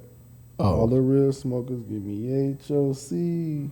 That What song that's is that that? That's that Kendrick off Dedication, I think. Yeah. Yeah, I think we're good. I think Okay. sometimes it goes so long and if you that, then it'll catch up. So let me see. Hey, Rod, you gonna try to go for them Toro 6s? The all suede I hadn't joints? seen them. I purposely haven't opened up the app. I haven't been looking. I was like, you know what? I need to chill for a minute because I got some equipment I need to buy. I got you. I'm like, I need to just chill. You know, I'm all the way slowed down now. Yeah, I remember you said that. However, Yeah. I told the wife, I said, hey, look, bro, Hey, look, bro. I'm getting these. I am getting these. Yeah. June 24th. Oh yeah. Because you had those, right? Nah, remember You had those the are the leather infrareds. Those Oh, are the yeah, the infrareds. infrared these, joints. these are suede joints. Yeah. I saw them, and when I saw them, damn, I love ones though. Golly, these green and black ones. Oh, the lucky joints. Shit. Yeah, I know. I was looking at them and I was like, damn, if I had to pick one, I'm picking these 6s. So yeah, bro. Yeah, you know the Air Max. Remember the Air Max, the 95 Barclays, Air Max Barclays. They got a lot of Jeez. Air Maxes. Which one you just showed him? Let me see. Yeah, man. But it does. Man, there's only 2 Jordans that I liked. How much are those? 500. Nah, 200 retail. But yeah, no, it's just like because I don't know. It's just things have changed a lot. I haven't changed with it. So yeah, I just be hearing people talk about weed very casually. It's popular. Yeah, Like a popular thing. Yeah. Yeah, it just needs to be just made legal, tax it, you know, and I should be able to go to the store and just get what the fuck I want. I just didn't know you could actually go to a store in Georgia and buy it because it's below a certain amount of whatever that stuff is. Yeah, and it's not. You said whatever that stuff is. Yeah, like cause they call it Delta THC? 8. Oh. Yeah, it's Delta 8 variant. So it's like it, but it ain't it. So that's why they can. So explain that then. It's like the residue of it or something like that. Yeah, right? it just so like Is that like the CBD oil? yeah, Kinda, sorta. exactly. There you go. You know what I'm saying? Like it has certain properties, but it's not exactly But you still ain't getting high though. No, right? the person that explained it to me, because I've never done the Delta 8 like flower, you know, roll that up and smoke that. Never done that. If I'm gonna smoke some shit, it's the real shit. in DC. In DC. And in Cali and in Denver. I've been to Denver. Have you tried the gummies before? Yes. Them shits are amazing. Bro, I when got you some go to now. Morehouse, they all on the street selling that shit like it ain't shit. Just all in public. Morehouse homecoming and shit like that, Look, or any homecoming. It all comes down to like the strength, like the milligrams, right? And everybody got a different tolerance. I found my sweet spot. Mine is 100 milligrams per gummy. I can eat a whole one and be all right. I can eat 2 and I'm high for a day and a half. You know what I'm saying? Like, them Yeah, I shits had is that strong. gummy shit. I ain't never eating that shit again. Bro. And it was funny because I was talking shit like, man, that's some bullshit. I'm like, I ate the gummy. I'm like, ain't shit happening. It take about Bruh. 20, 30 minutes. Bruh, about like maybe an hour and a half. Nigga, I was like, okay, is this some vampire shit? I said, what the fuck? I'm like, why my senses heightened and shit like that? That shit felt crazy. I'm like, I am not eating that shit again. I was like, fuck that. Man. Yeah, Fuck that. it hits everybody different. You Yeah. know, it's different. I was for, like- different strokes for different folks. Yeah, it took about 2 hours before it hit for me. Yeah. Like after I ate it 2 hours, I was like, Damn. So Shelly had a friend about a couple weeks ago. You know her, B. Yeah, I'll tell you the name. I ain't gonna put her out there on the podcast though. But she came over. Shelly was helping her take out her hair and stuff, right? And she said, "Yo, Ralph, you got anything?" I said, "Yeah, I got this gummy." You know, she was like, "Should I just take half?" I said, "Shit, sometimes I take 2." You know what I'm saying? But one should be Lord. straight. She hit that shit. She ate that shit. She spent the night, bro. Damn. Not dry. She was like, "Ralph, I hate you." Yeah, I've But been okay. So yeah, I've been wanting to get back into it. I smoked. Get back into it? I used to smoke. I didn't know that. Mm-hmm.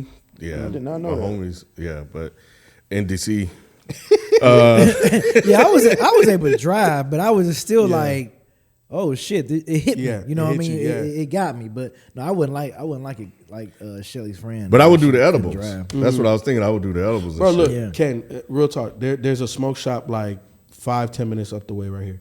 And the person there, I'm bad with names. I don't remember buddy name, but he's real good in terms of like explaining like a lot of different stuff. So you got questions, you just go over there, bro. Like it's literally right up the way. See, if he comes to the cabin, we can do some. Tell him, right? I will have some supply myself. We chilling. We chilling. You know what I'm saying? You know what I'm saying? That's what's good about the cabin, bro. You know what I'm saying? It's dope and chill. No responsibilities, bro. Nah, cabins are cool, man. It's dope as hell, bro. Cool. Yeah, I was just up there New Year's. Oh, really? Mm-hmm. Yeah. North Georgia or something like that? Or Where he went? In Tennessee? really? In Pigeon area? Yeah, that's where I was at. Oh. Family damn. or just like... Family. Yep. That shit was nice, wasn't it? Yeah, we done been up there a few times. So yeah. Man, I love that shit, bro. That was my first time like being in a fucking luxury big ass cabin like that. This I was like, Arizona bro, shit Nick talking about got me interested though. that golf trip, yeah. He said I gotta in the holler. I chat. gotta get more info on that. Yeah, he said in the chat a golf trip in Arizona. I haven't been to Arizona got Arizona. some nice ass golf courses. I would bro. do that shit. I haven't been to Arizona either. I would be interested. They in got that. some nice ass golf courses. Yep. Yeah, you gotta go like in August because you can't go in that bitch in July. Fucking melt out there. Yeah. Thoughts on CBD oil?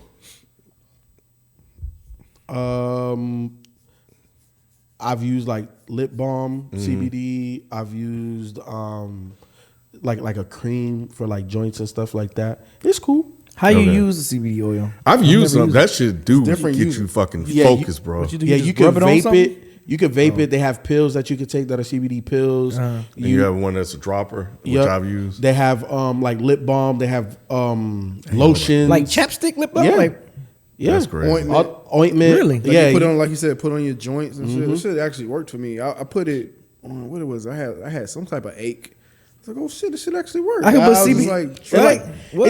It kind of it's Why you rubbing not your- necessarily Like- like numbing, but Yeah. you know how you feel when you high. Like Yeah. imagine that on your skin. Like Really? it just. It's hard to That's the easiest explain. way I can explain it, dog. Like it's not like a numb, but it's like it's So I'll that be like, relaxation. man, my elbow hurting. I just be some CBD oil. Just rub that shit right That on shit it, be bro. high as hell. Your elbow be high. That shit be floating. What? shit. Can I Boy, put be that? lazy as hell. Yo, can you put that shit like on your back if your back hurts? Yeah, it's like, that's what the ointment's for. Why you ain't use none of that shit too on your back? I have the dropper stuff, but Gotcha. yeah, I never even thought about like the different other types of uses. Shit, for it. I use some CBD oil and put that shit on my body. Yeah, I for a while I thought that shit. I thought they were just making some shit up because every once in a while, every couple of years they come through with some fad or whatever. Oh. Like, oh, do this, Yeah. do that. That shit work. The person that's here talk about it all the time. Mike, he swears by it. No, I've used it. I've started using it. Like if ever I'm like, if I'm just gone, my mind just racing, and I was like, I really got to sit down and do this. Pop a few drops, bro. I am zoned the fuck I haven't out. done any of that stuff. I haven't actually that type of intaking it like that. I tried it like a couple times, but just like a recreationally, I guess you would call it. Yeah. I've never just done it like that. Anything. So I vaped CBD oil and it's cool, but it's not as good as like the Delta 8 or like THC vapes. Because like it's definitely like you said, focused. For me, it's like a dulled high. Like it's more relaxed. But like Delta 8 and THC vapes, like it's. Yeah, well, I wasn't using it to get like high. I was using it to like I need to settle down. I need to lock in on Focus. this. Yeah. No, I feel you. But I feel you. Yeah, but you said something. Vaping. What's the fascination behind that? Because that shit look like a crack fucking down, like you're doing crack. Again, look like you convenience. doing crack? You can go to the Shit with the little store. bong and shit, bro. They got some. They got pins and shit. Yeah. Well, what's a little? That's a That's a bomb. bowl. That's yeah. That's a bowl or that a doesn't bong. like crack. Yeah, that does look like crack. I don't like. But don't they be having these bars and shit? That's that. Oh, you Nah, talking about that's hookah? hookah. You talking about hookahs? Yeah, that's different. Oh bro. nah, that Yeah, you don't talking look like crack. Yeah. Okay, so vape. Oh, vaping is the pen. The little Yeah, like a little pin. Okay. Yeah. All right. Well, maybe I was talking about the hookahs and shit. I be seeing motherfuckers with little shit. Anyway, it don't matter. I'm old. So vaping. And out of touch. Vaping. So vaping is the pen. Yes, vaping is like a little thing like this. It's a little cartridge. That you shit just look pull. crazy as hell. Why does it look That crazy? does. They make them like actual pens too, though. Yeah. I know. I've seen them use it. Yeah. So the But it's pens, just like- the pens are like reusable, right? Like you buy a cartridge, these are disposable. You just buy it, you use it, it's done, you throw it away. Yeah. But the appeal of Okay. it, Ken, is that you get pretty much the same feeling as like if you're rolling up flour, but it's definitely different. It's definitely different, but you get a lot of the same feeling of it. And then the smell again, like if you vape, it don't smell like nothing. It's just vapor. Okay, there we go. You know what I'm saying? This podcast like a few days early. Yeah, I know, right? We're 420. Yeah. It's April. Hey, I didn't go there. 4/9. It's I didn't go there. 4/9. This This is is for another Ken. podcast day. We gotta hold it. Hey, go ahead. Finish No, it. go ahead. What is 420? So- we could do a live on that day. I know just we thought said about we would. this. We haven't talked about this. Did y'all see that complex list? The Oh god. hip hop That's media a dead power end ranking. conversation. Yeah, That is? That's Okay. not in here. That's not in here. But did you see the Damn. rules that they put in place? I did. Yeah. I did. When I Damn. saw the rules, because I saw what you said, Ken. Yeah. And I was like, What and did then Ken say? Ken was like, he went on Twitter and he was like that they were disrespecting us. Oh no, that was B. That was Oh, that was me. B. I know it was one of y'all. I didn't get a chance. Okay. to, yeah. So, and I I feel didn't. you, B. But when I saw like what the they criteria, said, yeah. like I It's get the it. hip hop media power ranking. It was Yeah. bullshit. Yeah. The rules were bullshit Yeah, to they exclude us. Yeah, like they didn't want to include any show. Like it was just a person, like singular people, which okay. If that's It's what you wanna bullshit. do. The people go back to the show. People know the show and they know the people on the show. So you're trying to say that the people on the show are having an influence in. But some people are the show. Like the needle drop is the show. Yeah, the needle. But I'm talking about like Nardwar is the show. Yeah, like- yeah. I'm just saying there's a lot of people on there that's like that. But those are solo people. I'm talking about when they take people off platforms. So did you see who number one was? Joe Budden. Yes. Joe Budden has two co-hosts, but they just named Joe Budden. Joe Budden is the show though. It's still Joe Budden. It's But called they were Joe- worried about Ebro in the morning, I guess. Charlemagne. Ebro. Charlemagne. Okay, Charlemagne. Yeah. It's Breakfast Club. Yeah. But Charlemagne also has his own entities too. They're not as big as they're not I as big feel as- you. yeah, okay. I'm not gonna When you argue think that. Charlemagne, you think the Breakfast Club. Yeah. Because But is everything else- Charlemagne bigger than the Breakfast Club? I don't know. I don't know if he is because yeah, he has a big name and everything, but he can't seem to break off on his own. Nope. But I'm willing to bet this. I agree with that statement too, though. And he's trying. And No, I tried. 100%. He's tried different 5 different things Yep. at this point. No, 100%. But the Breakfast Club isn't the Breakfast Club without Charlemagne. I don't know, bro. He's the most irreplaceable person on that I show. disagree. You think it's Envy? I think you can put somebody in there. I think the Breakfast Club will still be the Breakfast Club. Nah, I think if you remove Charlemagne, the guy from the Breakfast Club, that whole structure is completely different. Well, now it is. I mean, because it's only them two. But if you remove DJ Envy, just put another DJ there. I still think the strength of that show at the end of the day are the interviews and people that come on. Yeah, that's what it is. But who's the best interviewer out of them? He's not the best interviewer. He just creates. He's provocative. Yeah, he just creates tension sometimes. Yeah, he's not a good interviewer, bro. Yeah. I feel you, but he's not a great interviewer in the sense of asking questions, but he's a great entertainer in terms of provoking people, and that's what people But want. see, not everybody want to hear that shit. Right. I'm not discrediting But Charlamagne. why? Me But why are they so successful? It's because of the antics of Charlemagne. It's not because of DJ Envy. So you don't think It's not- somebody can come on and create antics on the show? not like him? I think. Joe Budden. Yep. He said he's irreplaceable. If Joe Budden came on the Breakfast Club, it'd be just as successful. Nah, Joe Budden Wow. came on think the so. Breakfast Club. Bruh, I don't think so. Oh come on, man. Joe Budden pushes buttons With those now same with his people- own with those- shit, bro. Think about the same people that come in. Hold on. I We saw Joe Budden in that environment. Right. With Complex. What are you Yeah. talking about? I He was don't- the draw. I don't know if he's a Charlemagne replacement. He don't I have think, to be I a- think they got it right with Joe Budden. I will give him that. Like Yeah. he like that's my point. Joe Budden, Charlemagne is absolutely irreplaceable because Joe Budden can take that spot. He can. And I still think. And one Go more ahead, yeah. thing, and he's also shown that he can go out there and do it on his own. Yep. Charlemagne has not been able to show that. I give you that. Joe Budden left Everyday Struggle and we haven't even heard about everyday struggle since then. No, I feel that. It's struggle. They went every day. They didn't stop. They stopped, didn't they? Yeah. Did they stop? I think Yeah, they're I done. think Yep, they're they went done, on a vacation or something happened. I forgot what happened. Yeah, they done. And Academics was a big 2. name. No, 100%. Matter of fact, he was bigger than Joe Budden. That's why he's number 2. He was big. His numbers were. Yeah, That's that's why- why, he that's has why more Academics followers is and number shit 2. like that. He number 2 on the list. Oh, he is number 2. Yeah. There Academics. you go. It's just yeah. And when I saw what B said, and then I saw how they rolled it up, it's kind of, I mean, I get it, if you want to frame it that way, because I'm sure I would be surprised if Dead and Hip Hop did not come up. If they had a panel of people, somebody would be like, oh yeah, what about Dead and Hip Hop? Well, we're just gonna do it this way. Then just do it that way and not frame the title in the way that they did. But you know what though? When I look at all of those people, right, with the exception of Still Needle Drop. talking about it. This is definitely a dead end. No, it is. conversation. It He is. does it all the time. Who did that? No, B did this shit. Yeah, I was he just like, did. oh, I mean, I'm just like, did. oh shit. This is I saw the absolutely list. I'm dead like, end. Look, man, you know, we should bring this goddamn, up. when I feel passionate So about are we gonna something, talk I'll about this get Wednesday then? We can, but I need to get this off. Because we say it, then we don't even talk about it.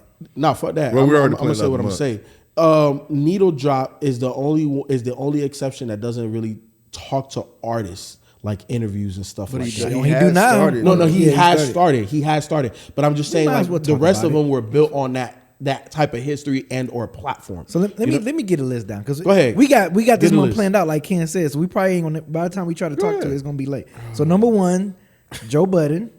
Number 2, Academics. Number 3, Charlemagne. Number 4, Gilly and Wallow. I don't even know who the hell that is. Number $1 million 5, worth of game? They used to be rappers, Who was right? that? well, who was that? Gilly used to be. Gilly the yeah, Kid, Gilly, right? Gilly the Kid. Yeah. Yeah, Gilly Oh, the Kid. That's who it is? I think Gilly if the you Kid, see his him, you might cousin. be like, "Oh, I know them." Number 5, Noriega. Number 6, K. Kanai. He a Twitch guy. Oh, He's a popular- K-Sinet. K-Sinet, yeah, he's a popular Twitch dude. Number Yeah, he 7, be having like G Herbo in them. yeah, number 7, Karisha. Young Miami. That's crazy. She She jumped 7, in. yeah. Number 8, That's that listen, Diddy push. Number 8, Elliot Wilson. Number 9, DJ Vlad. Number 10, Math Hoffa. Math Hoffa is in there. I know he has a great show, but Yeah. like these are all like new. Number 10, yeah. got numbers number you're gonna get 11, frustrated, Rob. number I'm 11, telling you. number 11, Jason Lee. Number 12, Angie Martinez. 13, Ebro. 14, Angela Yee. 15, Funkmaster Flex. 16, Peter Rosenberg. 17, Brandon Jinx. Oh, that's the dude that was on was he on Everyday Struggle? What's the show with Complex? He don't look matter. familiar though. Keep Brandon going. Jinx. Big Boy, number 18. Number 19, Adam 22. Number 20, That's Fantano. no, the girl that was on Everyday Struggle with Joe Budden. Nadeska. Nadeska, Nadeska. yeah. At Her, what? she number 20. Okay, 21 is 21 is Fantano. Fantano. 21 is Fantano. They played the shit out of him. 22 is Nardwar. 20 And Narwhal too. yeah, and 23 is Sway. So they basically And played the Sway. shit out of from some of the originators. 24, Nyla Simone. And 25, Jazzy. That's fucked That's up, the top bro. 25, Nardwar and Fantano are two of the ones that they couldn't put them in the top 20, bro. Like that's crazy. It You're talking is about insane. Fantano and Nardwar. You couldn't put them in the top 20, bro. Like that's Tano had crazy. Drake reply to him, Yeah, and you're saying he doesn't move anything. He doesn't create viral moments, bro. It's insane, bro.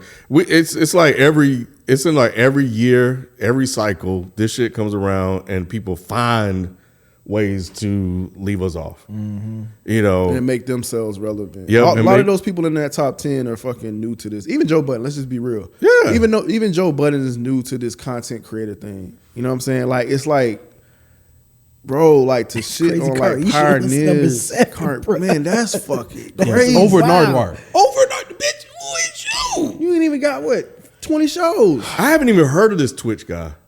Man, this Oh, crazy. Kai-Sinet, I have. He's I remember huge. I tweet. Yeah, I He's think you saw my tweet because I had tweeted about him. I was like, "Yo, what's this guy's appeal?" Because every time I see clips, it's just like it's like viral moment. You know, It you try to go is. for that viral moment. He on does. Twitch. Like they do like a lot of like instant dates. Yeah. Like he'll get like a lot of like Instagram girls and stuff like that, and he'll have his homies, and then he'll put them on the date.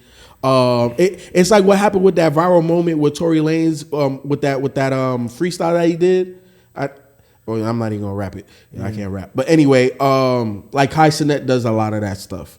You know what I'm saying? So he'll have rappers like G Herbo is a frequent person on there. He FaceTimed Drake one time on his Twitch. He FaceTimed Lil Baby on his Twitch. Like he be hanging out with Lil Uzi Vert. You know what I'm saying? So like, I was asking like, what is? I was asking people on Twitter like, what's the appeal about this dude? Yeah, because I see it and I don't get it. I don't know, man. Okay. Here's what I've suspected for a while. Damn, we definitely should be for that hip hop. but shit, we could talk about it again. But we, like you said, the month is already planned. So nevertheless, it's just like That's what pivots are for.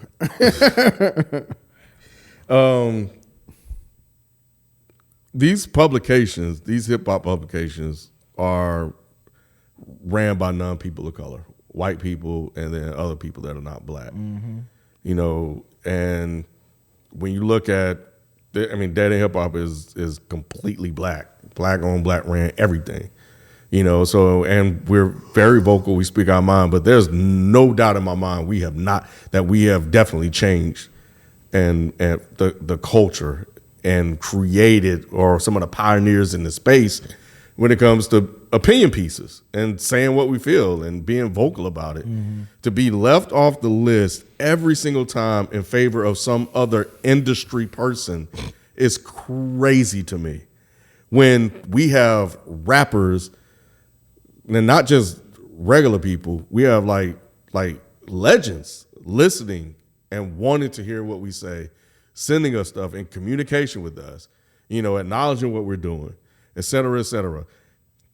It just blows my fucking mind that this happens every single time just for somebody new. So when you have Lemonade come on, when you have No Jumper come on, when you have all of these white people come on out of nowhere and just blow the fuck up, this rap site that's out there, a lot of it is because they're fucking white. And I say this every time. It's because they're white and they don't be doing anything different than us. And then they come in and they take advantage of the culture. They're vultures, and then they blow the fuck up, and then they start doing other shit. It's fucking wild, bro. I don't even think it's just necessarily like a white thing. I think it's just that, you know, these entities are trying to push certain faces, you know, for their, because I want to say somebody was just like, oh, okay, so you basically ranked all your people that's working for you. And, you know, Complex, we got a history with them. Like, you know what I'm saying? They, like, we turned down shit from them. Yeah, we said no to Complex. Said no. So yeah, you know, the deal didn't look right, so we, you know, whatever. So I think they definitely have a vendetta, some like against us, like for real. Like, you know what I'm saying? But, you know, it is what it is, man. You know, we're not being pushed into the algorithm like that anymore. And so it's just like they're trying to make it seem like we never existed. You know what I'm saying? And it's just like, okay, all right. Because we weren't puppets and they never wanted to be controlled. Right. You know what I'm saying? So this is kind of sort of like their way of being able to try to punish us. But at the end of the day, you know, they're not going to stop it. And the history is there. It's there. Yeah, it makes no sense for when it comes to media coverage that Dead End Hip Hop is left out of the discourse. It makes absolutely no sense. When you go on YouTube, you have all these other channels that come out of fucking nowhere. That when I look at some of the topics and content and stuff, they're not really doing anything that much different than what we're doing, but they get pushed more than we do. You know, and it's not like they're like some of these places, like some of the ones that I've been looking at recently, they're not doing a lot of reactions and stuff that were popular back in the day. They're doing topical videos. They're doing topics, video essays, et cetera, but they get pushed. And when I look at the topics, I'm like, oh, we could do that same topic, but we not get that same amount of traction. So that's why you're right. It is definitely very much an industry thing, and it's the politics. And since day one, we've been no politics, no BS. And this is what happens when you're that. When you don't play politics, you get stuck in the rut. So you have to play the game in order to win the game sometimes, and we just haven't done that. But that's why these other places would come and push these other entities to get them out there, because to your point, like I said, they can be controlled and contained. You know, and you know, they'll take the bait. They take the bait. We don't necessarily take the bait. Nah, you know what I'm saying. So it's like, it's can't be bullshit. controlled, man. And I think that's been it's just been way too many opportunities that were right there, that don't happen, and then we see it happen with somebody else. Yep. And Yep. it's just like, yo, okay, all right, I see what's going on. Every single time. Yep. Yep. So yeah. So It's like yeah. It dead happens. in hip hop babies out here. There is. Gotta- There's a whole bunch of y'all. I was You welcome. Oh, and then I gotta get to the. I'm gonna read some comments this week and a follow up Okay. from a question we had. But I want to ask you two something. Who? The fathers, the new fathers, Oh, okay. recent fathers. My daughter, 21 years old. Right. You heavy in the game with this, baby. Not new, like new B, but you know. I know. I'm just, when you said that, I was just, I really You're had like, to wait think a about it. I was minute. like, wait Oh. a minute. I'm not actually. I am right now because of. Yeah, Actually, the most seasoned one, probably. Bro, Yeah, my daughter's definitely. 21 Yeah, years I'm saying you the old. most Insane. seasoned one. March 16th, she turned Insane. 21, bro. but the question is actually not about a female though. Alright, So it's perfect because you guys are fathers to males. I was watching Bill Burr last night. It was a 2014 special. That dude is hilarious, bro. He is. I was laughing out loud. But anyway, Dude from Mandalorian. yeah, yeah. But he said something that, of course, back in the day, never mind.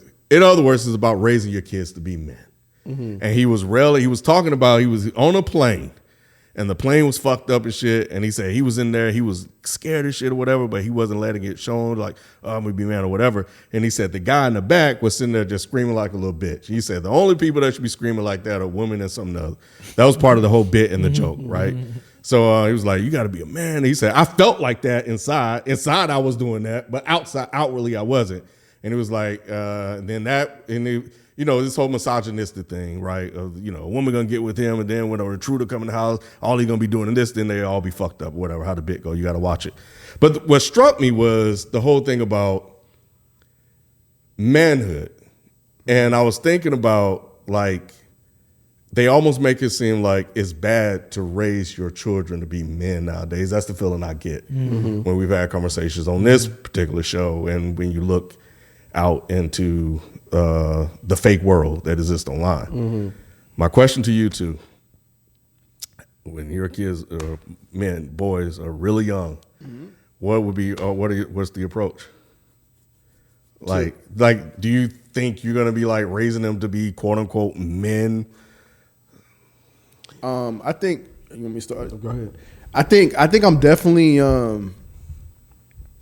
I don't know, man. I like a respectful man. That's why I've always been raised. You know what I'm saying? I've always been raised to respect women. I've been always raised to, not to put my hand on women and just kind of be, gentle, and stern in other ways. So I think those values is still in my son, today. I mean, 'cause that's just how I am naturally. You know what I'm saying? Like, I'm very what you would call masculine, like just so Right. like in my everyday life, you know what I'm saying? I just am. Like I'm from the 80s, so that's just who I am. So for me, it's not even like necessarily like an intentional thing. Although I am doing things intentional, I think some of the stuff he's getting from me is just watching me. Osmosis. Yeah. He's just watching me, and I'm noticing as he gets older. Like just this morning, I had like a shirt on. He's like, "Oh, I want a shirt like that." You know what I'm saying? So I'm noticing like I have to be a lot more aware of what I'm doing, what I'm saying, even to the point of what I'm wearing and how I'm wearing it, because he's paying attention to everything. So I think that's probably the biggest learner versus me just actually saying something to him. When I go out, I've been going out of town a lot recently, as everybody knows, because I haven't been on shows. But even when I leave out of town, I say stuff to him like, all right, I'm going to be leaving for a few days. I need you to take care of your mom and your sister while I'm gone or whatever. He's only 3 years old. But that's just what I'm instilling in him, is that the man of the house is about to leave. And now, even though you're 3 years old, you are the man of the house. So that's my what. dad used to say that to me too. Huh?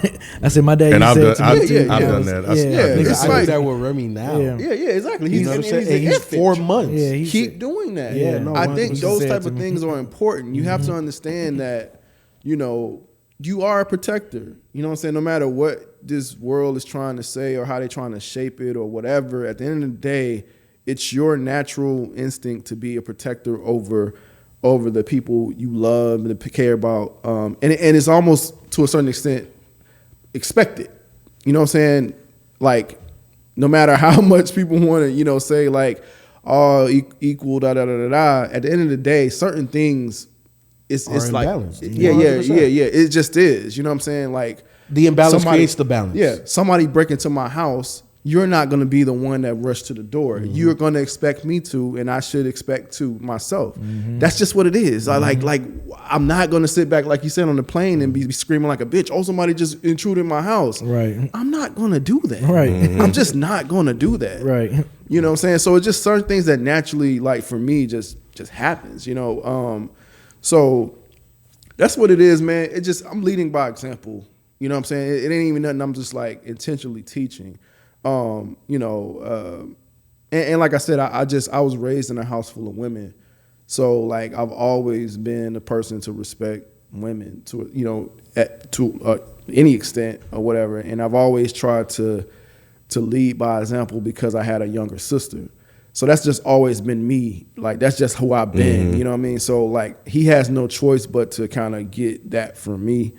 I'm trying to see if there's anything I'm doing intentionally.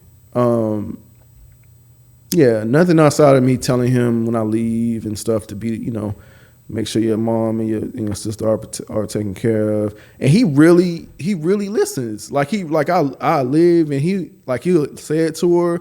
Like he don't give him a hard time. Mm-hmm. All of that, man. It's really crazy, bro. Mm-hmm. Like it's kind of wild how much how much influence you have over not just your kids, but especially like your sons and stuff like that, man. It's. I think I definitely have more influence over him than I did my daughter. 100%, because he wants to be just like you. Yeah. My daughter, it was kind of, she still was very emotional about stuff and all of that. But I will say today she's very hard. She got very thick skin. Whenever I was sure she got that from me, and so she probably did get that from me. She just didn't show she got it from me. You know what I'm saying? But Dom is showing it. Like he shows, like every day is something. Like, oh damn, you, yo. Like it was again, like just this morning, like we were doing something. I had got him an Easter basket or whatever, and he had got a Hot Wheel. He's like, oh man, that's crazy. Y'all know I say that all the time. I was like, oh snap, that like I heard myself, and when it came out his mouth, I was like, wow, that's me, that's me. The way he said it, the inflections on how he said it, I was like, holy shit, this dude sounds like me. So that's funny. He's a hard drive, bro. He just downloaded information every day. It's crazy. You know what I'm saying? Nah, man, like a lot of the things you said is like already the things that I'm doing with my son. You know what I'm saying? The nigga literally just turned 4 months on the 1st. You know what I'm saying? So, I in my bad, guys. You know what I'm saying? I missed Wednesday, and it was just.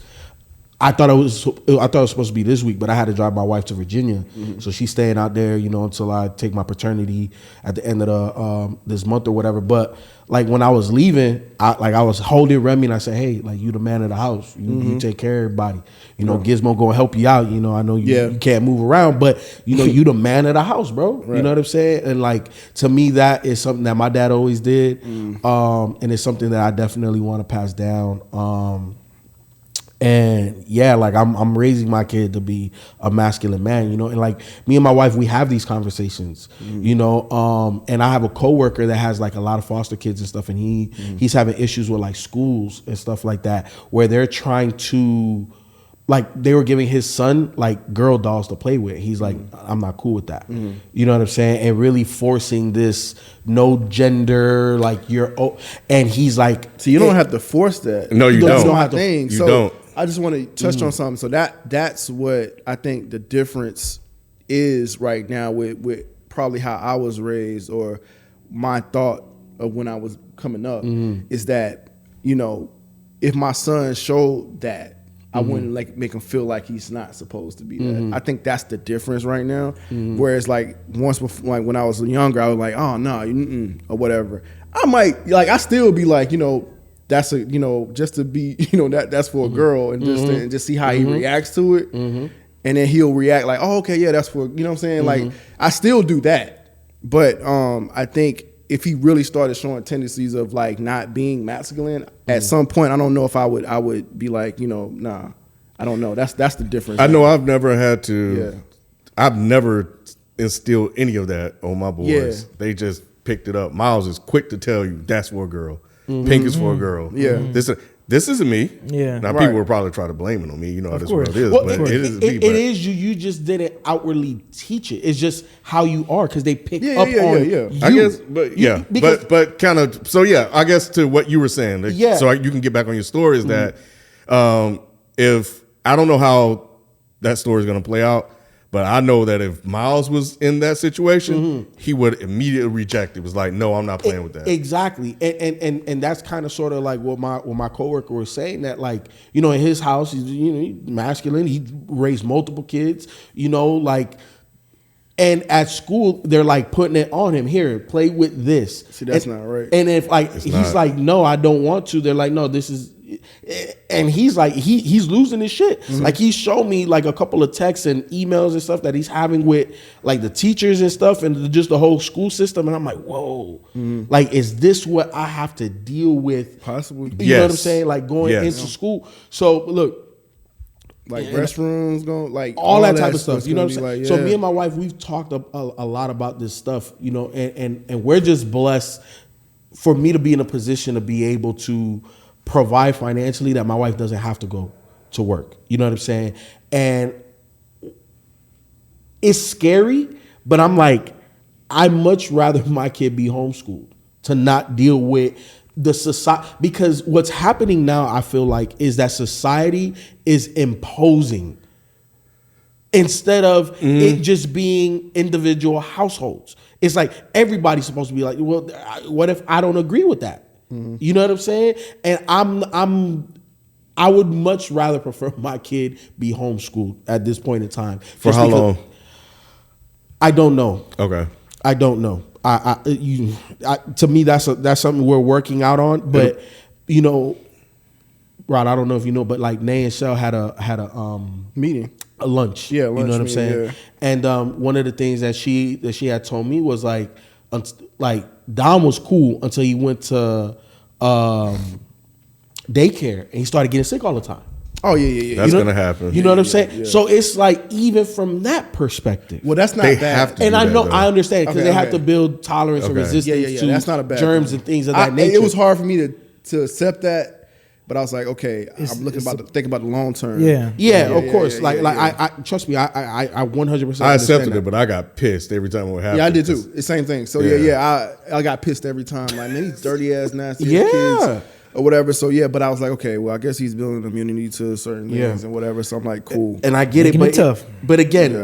as a caring parent, you're trying to Oh yeah, you want remove all of those. You type don't of want rebu- anything to happen to your Exactly. child. Like shit. You know, so those are, I'm just saying, like, Yeah. those are the things that we're talking about, but at the end of the day, man, it's, to me, I think the biggest thing is lead by example, and there's certain examples that I didn't have because my father just wasn't always there for me.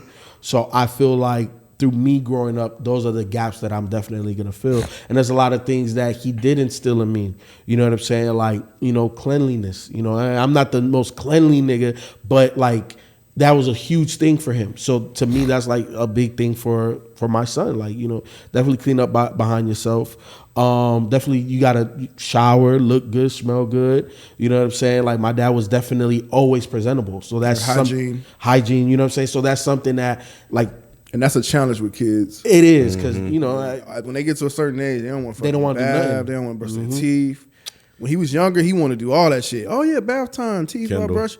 Kendall's in that phase right Much, now. much as he gets older, but he'll get back to wanting to be clean because he'll start getting to girls. Girls, and stuff. But- yep. So it's just it's phases. I process. remember these phases. I Yeah, do too. yeah. That's why I don't stress. That's why I don't be stressing, Like, bro. you be all right. My wife be freaking. I'm like, look, just let it play out. Right, I'm right. telling you what's gonna happen. Right. It's He fine. gonna want to. He gonna want to smell good. Yeah. He gonna take one person to tell him his breath stink. He's Yup. gonna take one person to tell him he stinks. Yep.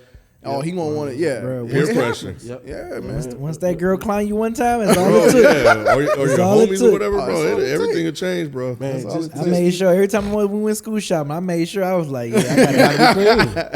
Gotta be clean now. Like, man, like my dad, he was into, I guess not big designers like Versace and stuff like that back, like Gucci, but like Tommy Hilfiger and stuff like that, bro. I had I wanted to be like my dad. You know what I'm saying? So like I was always clean. I always had some of the cleanest sneakers. I always, you know what I'm saying? Like the gold chain now, that's because of my dad. Like, you know what I'm saying? And what's crazy is like I'm showing Remy a lot of the things that obviously interest me. So one night he's laying, like he's like right here, and I'm just looking at stuff like cars and stuff. You know what I'm saying? And he's reacting to cars. You know what I'm saying? Because like I was looking at some like crappy joint, and he's just like looking at it with me. And then I pulled up like some crazy looking Beamer, and he starts going crazy like, ooh, ooh, ooh. Like I'm like, oh babe, like I'm making a car monster. You feel your energy. Exactly. You know what I'm saying? And then just like even like, and I know he's so young, but like when we watch sports. Like we watch sports and he reacts. He watches me play Madden. He reacts to touchdowns. Like when I score, I'm like, bro, how you know that's something that's really, it's the craziest thing. But to me, that's the most beautiful thing too, is like just watching my kid grow up, you know. And, you know, I ask granddad questions all the time. Like I ask everybody all the time. And especially with a little boy, he just wants to be you. So you just got to set the example. You know I was thinking about it this morning. We had went to see Dungeons and Dragons yesterday, and it was cold yesterday, and I had I think I had this jacket in the car. He was like, oh, he said, yeah, I had to put on your jacket, Dad. He kept saying it over and over again. Miles did, because he wanted me to see him in my thing, or when he had to go to this ball dance. You know, my wife had to give Miles want you to see him in his suit and tie. Like they want these things, these affirmations. Yes, Kinda like, from like fathers, you know, Kendall and my I kids. was big on that. I used to be like that all the time. Yep, and it's With just my so dad. it's just so weird, but it's just like with Kendall says all the time, it's like I never know how you feel because you just straight and narrow all the time, but he's not like that. He hasn't picked that up, that emotionalist thing about being able to read people. He hasn't picked that up from me. But he notices that from me. I don't know if over time he may adopt that or not, but you know, it's just like you guys said, you can teach them to be man, masculine, or whatever without being toxic. And I think that's kind of where it's going. You don't have to be abusive. You don't have to be this. You don't have to be that. You can still be all this stuff and respectful. I used to tell Kendall, yeah, you're the man of the house. I don't do that anymore, but sometimes when I come home unexpected, he'll come around that corner with a bat, or he'll just say it. He'll be like, yeah, I got to make sure everything's taken care of, you know, while mommy's here. But then there's also that protector thing that boys have over their moms anyway. 100%. So there's a couple of ways it can go. So it could just be born, but they want to make sure nobody hurt their mom, or the other way around. So it's a couple of different ways. But when I heard it, I'm like, man, society warps you into thinking that you're like, you shouldn't sort of do those things. And so I was just kind of curious, like, since you guys had recent, Miles is just 8, so we're still working on him. But like, what were your thoughts? Yeah. Jesus. Just what are your thoughts on that? Because we've had a lot of conversations about this sort of stuff. And even, I'll say what's different now than it was growing up. It's just like, we were in Walmart and we were walking and Kendall was like, oh man, that's messed up. So Kendall's 14. So he was like, That's crazy. He was like, and I was like, oh, what happened? He was like, yeah, one of his friends, he said, let's say his name is Michael, was like, Michael just found out that this girl he liked was gay. And stuff like that. So those are the conversations that you kind of like back in the day when I was growing up. That's the type of stuff that it wouldn't be out like that. But but he just like, and I laughed. I thought it was funny, you know, not that the girl was gay, but that he liked somebody that was gay. I was like, oh man, they got to be messed up for him, you know, but to like somebody and knowing that, you know, she don't even mess with you like that, bro. So you got to move on. Like, but that's the kind of world we live in where 14. That is so like common. Yeah. You know, so it's like we know the bigotry and the hatred and all that stuff still exists for that community, but just hearing my son being able to talk to one of his boys, and that's just like, just is what it is. Yeah, it's just, I just got to move on. And the same thing for the girl side too. Same thing for the girl side too. He's gay. Like whatever. So it's just this whole generation is different, but either way, I just heard that. I was like, man, I wonder if those old ways that we have, So let me ask you this, Ken. You know, because obviously your boys are older than me and Rod's boys. Have like are they in the phase of like trying you, like physically, like they're trying to test their manhood against you? Not yet. Kendall hasn't. It's I'm more than surprised. likely. You say he's 14, right? I'm Yeah, surprised it's he more than hasn't. likely coming. But yeah, I say that, but it probably won't because I think I've established that role. But at some point, everyone does. So I'm prepared for it when it happens. But it may not because I think I'm firmly established as the alpha in the family. That and then your whole demeanor or whatever, like you said, sometimes I can't tell what you thinking or whatever. So that you don't typically try people like that. You know what I'm saying? Like, so yeah, I can't imagine them trying to. And you haven't given them any reason to, I guess. Yeah. Well, no, and I don't mean like trying like like the hierarchy or the dominance in the household. What I'm more so talking about is like more like sports related, physical related. Like, hey dad, let's go race. So I could beat you. You're old. Like, you know what I'm saying? Stuff like that. Like, cause like stuff like that. I think it all comes. That what y'all talking about is like personality. Sometimes your kid might have a personality that is challenging in that way.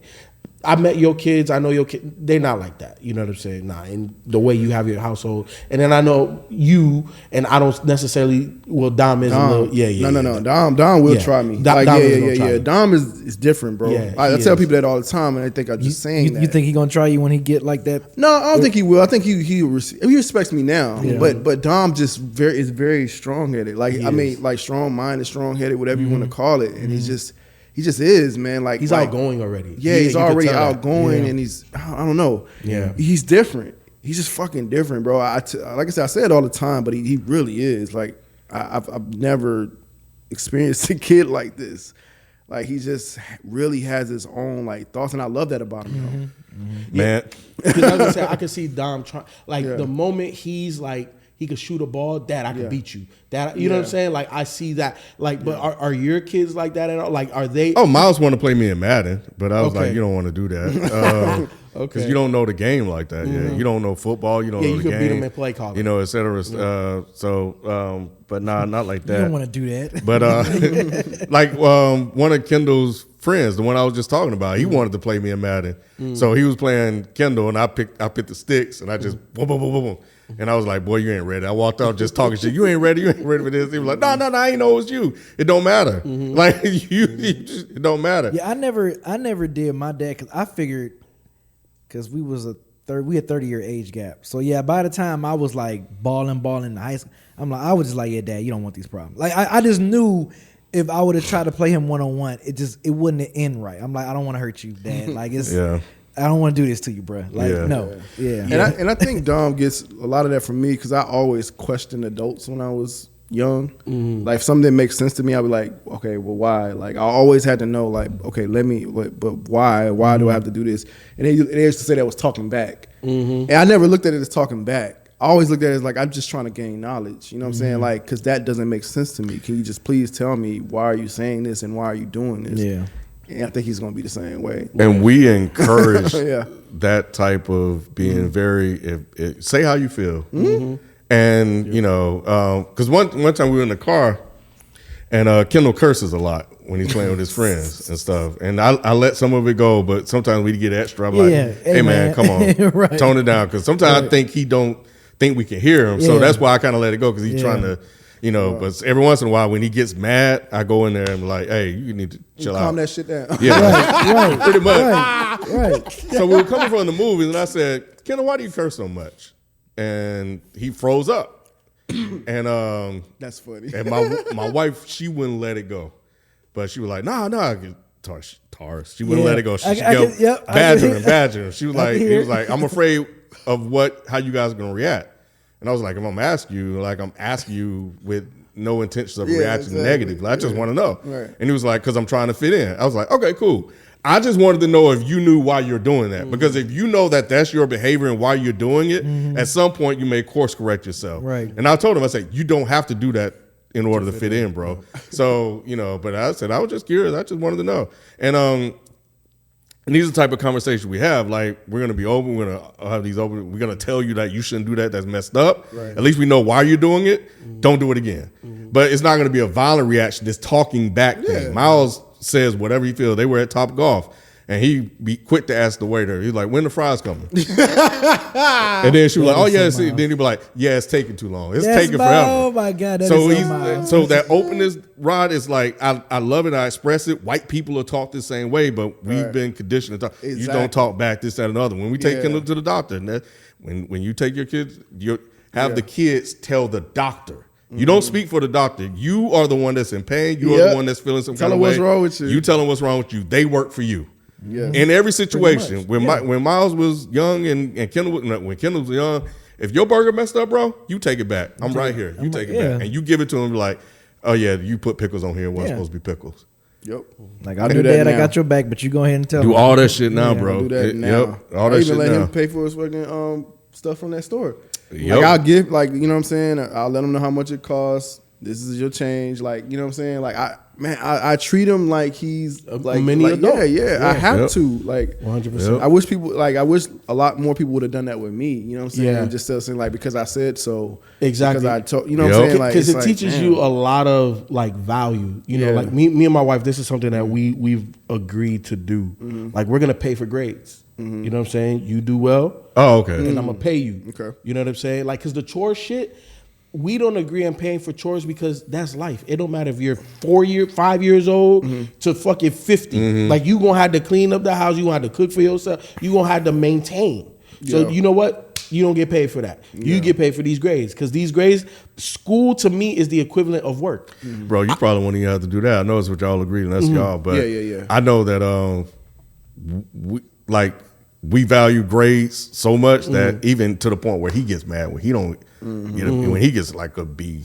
You're like, oh shit, I can do better than that. So you may not even have to do that. My dad paid me for grades. I love it. And he Kendall's in-laws or whatever they're called, my in-laws, but they pay for grades. You know, like for me, I want them to. I want my kid to know, if anything else, it pays to be a winner. Yes. That's the core of what you're instilling. And it's hard work. Like, bro, look, I'm unapologetically myself. I have a GED and I've worked my way to earn over 6 figures at my job. And that's double what the American household is. Right. You know what I'm saying? I did it with a GED, bro. And I didn't have that push from my parents to get good grades. Right. They said, don't get held back. You know what I'm saying? So so if I made it on the bare minimum, you know, and I had to work to get where if I instill that in you earlier, you can quadruple what I do. Right. You know what I'm saying? And I want my son to always know, like, look, the things I do, the way I challenge you is so that way you are definitely better than me. So guess what? I was okay in school. I didn't apply myself because it wasn't put on me. I didn't understand the value of it. But you'll understand the monetary. Or you want to buy something? Well, get that A and spend your money. Yeah. Put money to the, you know what I'm saying? The savings thing, like the whole just financial literacy thing. Yep. Like, April 23rd. For the live. Yeah, for the like live. it's coming. It's coming. Like, I could talk about this all day. I'll tell you the last thing I'll say, and then I'll pass to y'all everything closing thoughts on this. But the one thing I'm struggling with the most is with homework and getting my wife out of his homework. But I have a feeling that doing it for him, working with them and being on top of them about all this stuff and this, that, and other. But I have a feeling that this is how it was done elsewhere, and I wasn't privy to that because I had to do everything myself. So I don't know if like in affluent households and stuff like that, they've always had help doing their work and stuff like that. He does the work mostly himself, but if he misses an assignment, she's just all over him, like, oh, and just checking the stuff and you know, this do this do that. Very like super over anal. You know, I'm laid back. Like my thing is like his job, his responsibility. Say if he don't fuck up, he know he fucked up, so he'll get right. For me, I know my mother. It was kind of majority of my elementary, maybe until 5th grade, but after that, it was like, you do your homework, your responsibility, like make sure you do your shit. Yeah, I do remember like in my like 1st grade, 2nd grade, you know, third, like my mother used to kind of like help out, you know, and shit. I don't know if my dad must have had a conversation with her. I don't know or maybe it was just the age. Like, okay, you this old now, so you got to start doing your shit yourself. So I don't know about that, but yeah, it definitely went to like late elementary. Yeah. This a whole other conversation, but I know he had messed up on some assignment or missed a date for the assignment, and they were going. I hate nagging, and they were going back and forth. And finally, I was just like, and when I speak, it's just like, okay, he's frustrated. I was like, just let him fail the grade. Just let him fail it. If he want a bad grade, then it's a bad grade. That's on him. That's on him. And she was like, all right, fine. She let it go. And then she had left and went somewhere. And I walked in the room and I was like, so what you gonna do? He was like, I already emailed the teachers. I said, okay, cool. I said, because your mom ain't gonna let it go. She ain't gonna let it go. But I said, but it's good that you did that because it's your business. You have to do it. I'm glad you took the initiative to do it instead of having her tell you to do what you needed to do, that you know to do. So, and I don't know the results of it. I don't really care because it ain't mine. I said, I'm out of school. Shit. But I know my wife, and I know she's gonna come back. She is not letting that go. She only let it go because I said something. As soon as I'm out of the house, she gonna be talking again. She gonna be talking again. Yep. But all right, cool. Let's let me read a few comments. Did y'all have anything else y'all wanted to sprinkle in before we move on? No, that was it. No, I didn't get help with homework. Ever. You did? Yeah. Me either. Nah. Me either, bro. I only got help when I asked for it, but it was on me. Like, but if I didn't get something, I needed further explanation. Like, my mom tried to help me, but that's the one thing I'm Rod. I'm telling you, bro. I struggle with it. I'm like, I didn't get this shit. Yeah. He needs to do this shit by himself. But then I'll be thinking, I'm like, damn, man. But maybe that's just, because my mom had to do other shit. And so she wasn't able at home. I don't know what it is, but I don't know. Like, even when I came over there to help him with Photoshop stuff, like I showed him the tools that he needed to do in order to do it. I did not do it for him. I was like, look, you can use these resources. You can go here. You can go there. You can set it up this way. And I let him do it. I appreciate that. Yeah. I didn't do anything for him. I was just like, nah, you can do this. Like, you know what I'm saying? All you got to do is go to this brush, go to that brush, go there. And I watched him do it. I was like, okay, yeah, you see, you got it. And that's why he said, oh, yeah, I got this. I was like, cool. And I was out. I wasn't even there for 30 minutes. Like, because it's just like, I'm not going to sit up here and do this for you. Like, you could figure this out. You already, because that's the first thing I asked him. I'm like, all right, show me what you know now, is what I said. All right, show me what you know, because you might know more than you think to get done what you need to get done. Yeah. And he knew just enough to get done. I was like, okay, you need a few tweaks. So I just gave him a few tweaks. He was good. He was good. So yeah. Nah, because I never, like you said, I never got help. Like, you know what I'm saying? Like, you're gonna figure out how to do this yourself. Yep. And I think a lot of it is empowerment. Empowering kids, like almost tricking them in a way. Like, you know what I'm saying? Yeah. Like, you don't even realize you can do it. You just gotta get your confidence up that you can do it. Yeah. His confidence was up. And he did it. That's it. To the point now, I think he actually knows how to use it better than I don't know how to use Photoshop. But to the point where the teacher was like, "Yeah, who's doing your work for him?" Right. And that's what I told him. I was like, "If I do this for you, they're gonna know you didn't do this. So I need you to do it the way that you would do it, and I can show you how. You know what I'm saying? Whatever. So yeah." Yeah, so, and the teacher kept asking him over and over again. He was like, "Nobody, I'm doing it myself." Right? Is your mom helping you? Your dad? Like, nobody. He said, "You got Photoshop and stuff at home?" It's like, yeah. He was like, "Nobody." So I think he got mad at the teacher. Yeah, he was like, "So are you going to teach us anything this semester?" I'm telling you, because he said the teacher don't teach anything. They ain't teaching them nothing. I was like, they didn't show you this. Like, I showed him something in they don't. 5 minutes, dog. He was just like, his mind was blown. I was like, "What, yo, your teacher's not showing you this?" Like, yo, that's wild. See again, bro. Homeschooling, bro. Like, bro. Like, the more I hear, the more I'm just like, I don't see the advantage outside of the socialization of and I understand how important that is. But I'm like, bro, you can get that through sports, bro. And if you homeschool, they can migrate into the sports of the community. Yeah, bro. Bro. Like. I've done both, so yeah. If you have any questions, probably talk to my wife more than me, but yeah, we've done both. And you're right. You're absolutely right. Sports you can definitely get that. That's what we did with Kendall. That's how you got a socialization. And he was perfectly fine. He's kind of outgoing anyway at sometimes. Well, I already know Remy's gonna be outgoing. That nigga demanding as hell, boy. All right, let's read some comments. I haven't read any comments in a while. This is from last week's episode, Trump is the New Black, which MF Doom, Ken, you're a genius for this title. Triple entendre, don't even ask me how. I didn't think people were going to, I was worried about that one, B. You was? I was, because I thought people would think that the black would be associated with black people going to jail, etc. I took it somewhere in there, but people, folks got it. I thought it was cool. I don't think people got the graduation one, though. Kanye West, graduation, Jew in it. Yeah, I almost started to spell it that way, but I was like, nah, I ain't want no trouble. But yeah. But anyway, so appreciate that.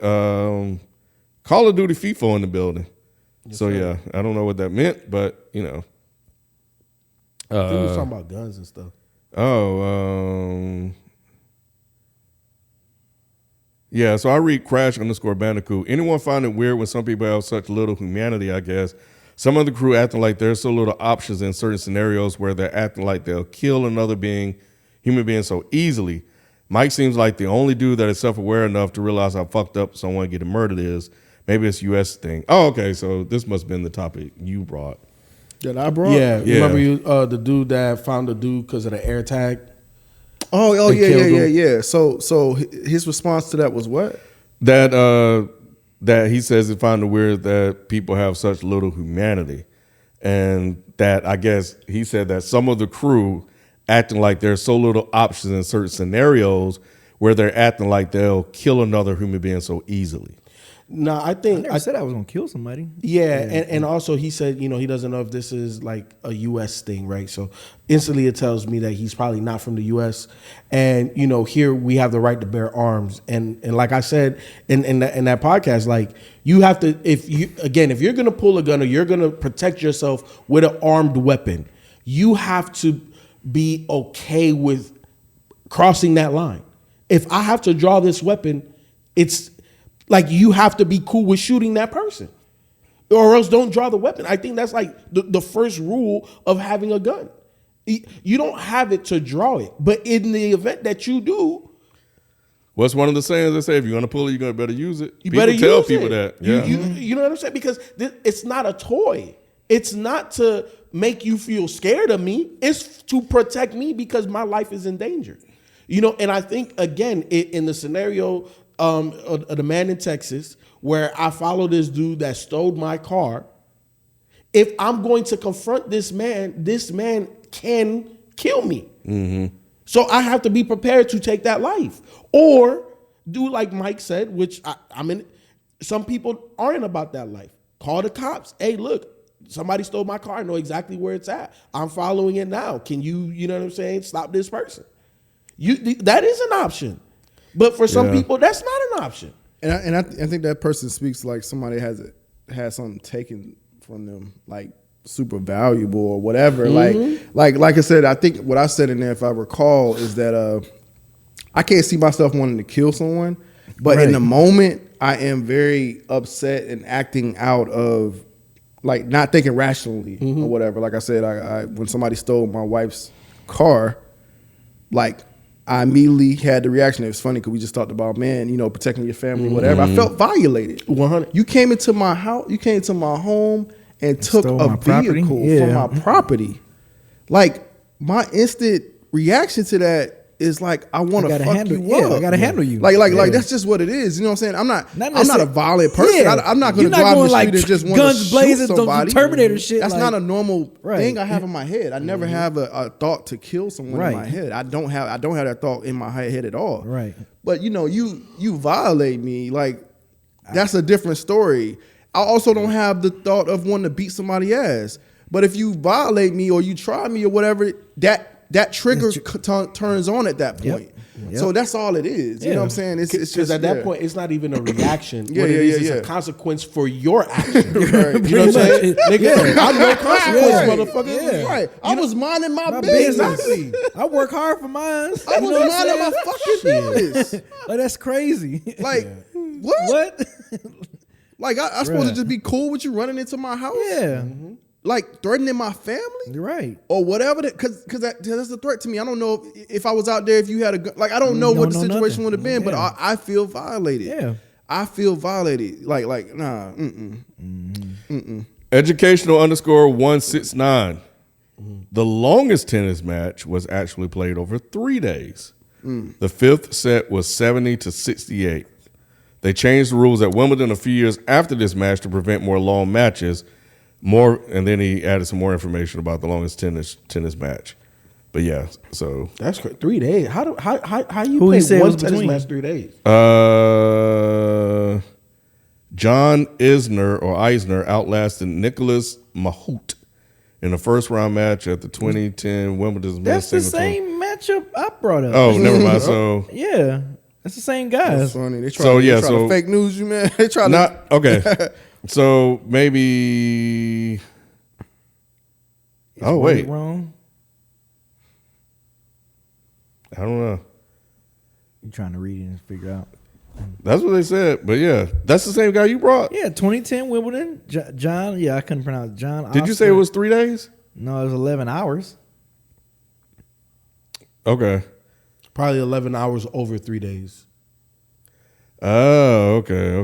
Because that's, That's what probably I'm saying. what You that can't thing play is. a whole fucking You tennis can't. match a whole goddamn day. That. Like, what are we talking So about? let me go ahead and read this for context for everybody that's listening. So So they'll maybe have I it just as worded well. it wrong. Possibly. That's what I'm thinking. Maybe that's what it is. I'm about to say that's the same. So thing. John, so those people played in the first round match of the 2010 Wimbledon Yep. men's singles tournament Yep. that spanned Yep. 11 hours and 5 minutes, shattering the record for the longest match of all time. Okay, maybe so not. expanded. The two players split the first 4 sets during the first day of the Right. match, which was Okay. halted due to a lack of natural light at the venue. On Okay. the second day of the play, the So it scoreboard was- stopped working once. They got to 47-47 in the fifth set, and it wasn't until the third day that Eisner finally got the edge. So I just worded it wrong. He held serve on the 137 point and broke serve on the decisive 138th point, giving him an unforgettable 6-4, 3-6, 6-7, 7-6, 70-68 triumph. Yep. See, I was right. I just didn't present it. I presented it as if it was 11 straight You hours. took the time, the actual time. I just took the played, time of the play. That was which, it. You know, That's all I did. I just technically it's right. I yeah, don't see how. I'm right, but I just didn't fully. Yeah, I got it. Yeah. So it was just the way I guess said it or whatever. Because in my mind when I read it, I took it as 11 straight hours, and I didn't think of it in my mind when I was That's when what I I was thought, giving too. you when I was giving y'all the total time. I didn't think of it like, oh, they played it on this day, played on that day. In my mind, I'm thinking like, oh shit, 11 fucking straight hours of them playing tennis. But that way, it makes sense. I can see them doing that, stopping it. All right, y'all come back and finish this shit again. Damn, stopping it. Okay, y'all got to come back again and finish this shit. So yeah, I can see that. But yeah, I'm like, that's the Bro, same. these year and people were everything. tripping over that question in the Reddit, bro. Yeah. We all average LOL, kind of hard trying to listen to Mike trying to convince the guys items aren't worth someone's life. God dang, y'all funny, bro. Being political ret when talking about a murderer is wild. LOL. Neither _department_9. S103793. I'm with Mike in that I think we need a way to support the people whose jobs will be lost due to AI. It's just that my problem is more with the politicians, the people not wanting to give hands out rather than the AI itself. Man, look, man, hey, Skynet, bro. shit, better get a new skill set. Better get a new skill set. They learn how to adapt. Adapt to survive. It's just, that thing comes up. Oh, jobs lost. Jobs been lost in every single technological shift that has happened over the years. And motherfuckers still here. Gotti76, the complete mood shift at the end of the pod. Imagine waiting 3 years for your question to make it to the pod, and the crew acts like it's Clarence Thomas treats black people. Y'all did shit on that. Yeah, topic. what was the question? What was that question That shit again? was a mood killer though, Ken. I can't remember what the question was. Oh, it was bruh. just about your favorite black figure, historical black figure. Oh yeah. That shit. I was gave funny. mine though. Yeah, Ron gave his. Yeah. Yeah. So anyway, all right. So appreciate all the comments. Let's jump to a follow up from a question we had a while ago. It was family contretemps. So, and I'm sorry for the lacuna in reading comments on the show. Good job. You know, but the contretemps reminded me, by the way. But anyway, let me read what this guy had to say. Hey guys, I'm writing a follow up. Shortly after writing the email, my mom called me and we apologized to each other. Aww. Oh, this is the one. Yeah. That's what's up. Yep. Because people was going in on us about that too. Y'all don't understand. Like Wait a parents minute, are shitty or something like that. That's wait, right. what was Yeah, the I know original- parents are shitty. What was the original question? I'm trying to remember. It Him sounds and his familiar. mom got into a squabble. It was Oh, like, man, okay, you need to yeah, make yeah. up with your mom. Yeah. We know. I know it. Hey, I know parents are shitty. I've been in high school with people, and we just hear bad parenting stories. Like, Yeah. how the fuck can you be that bad of a parent? Anyway, nevertheless, I'm happy to say our relationship is back to normal again. That is so nice. That's what's up. To give more backstory, my mom and I's relationship is more like friends than parent-child. I grew up with my dad and only saw her every other weekend until my teenage years when I moved to another state. I also resented her growing up because she admitted she wasn't interested in raising me when I was little. I got over those emotions in my early 20s and we became very close, which we are to this day. We are very similar to each other in that we're both very dramatic and act like divas, which didn't help the situation. Gotcha. I was also harboring some emotions from the past 6 months toward her. To be short, October was a very terrible month for me. Okay. I was, oh shit, god damn, this turned dark. You don't. I was sexually assaulted, ended my relationship with my emotionally abusive and alcoholic father. My parents have been divorced since I was 5. Damn. And my cat stopped eating and required surgery all within a 2-week period. Damn. My mom blamed get me dark. for the sexual assault and wanted me to talk to my dad again. That's fucked up. Now, see, Damn. that's deeper. Yeah. That's definitely deeper. We've worked toward those Jesus. conflicts, but I think I was still holding on to those emotions. All that being said, I do love my mom and would do anything for her. I got caught up in my emotions, and the podcast feedback really helped me see the bigger picture. Oh man. See? That's what's up. After apologizing and working through our conflicts, I shared the Past the Mic segment with her, and we shared a good laugh over it. Look at that. Look at that. We That's out here dope. changing lives. Go ahead, black men. Black men out here changing Now lives. I gotta hear that fucking podcast and see what you had your mom listen to that. Well, I think we was pretty much on his mom's side for the most part, man. You know, gonna Yeah, get be one mom respectful. and stuff. Yeah. Like, yeah. Bruh. Look at that. Black men out here changing lives. That's 7 That's what I months, like to hear. 7 months after October, I'm also doing much better. Congrats. I'm what's up. exercising regularly, have a girlfriend whom I have a great connection with, have a Good. healthy kitty, and you have healthy kitties in a couple of Yeah, ways, that's that bro. what's up. I know, right? Yeah, right, bro. That could be a double entendre Yeah, I'm right telling there. you, You know bro. what I'm saying? Got that healthy you kitty. did You know that, what I'm bro. saying? Taking care of the healthy Yeah, kitty. take You know what care I'm of that cat, bro. Take care of it, bro.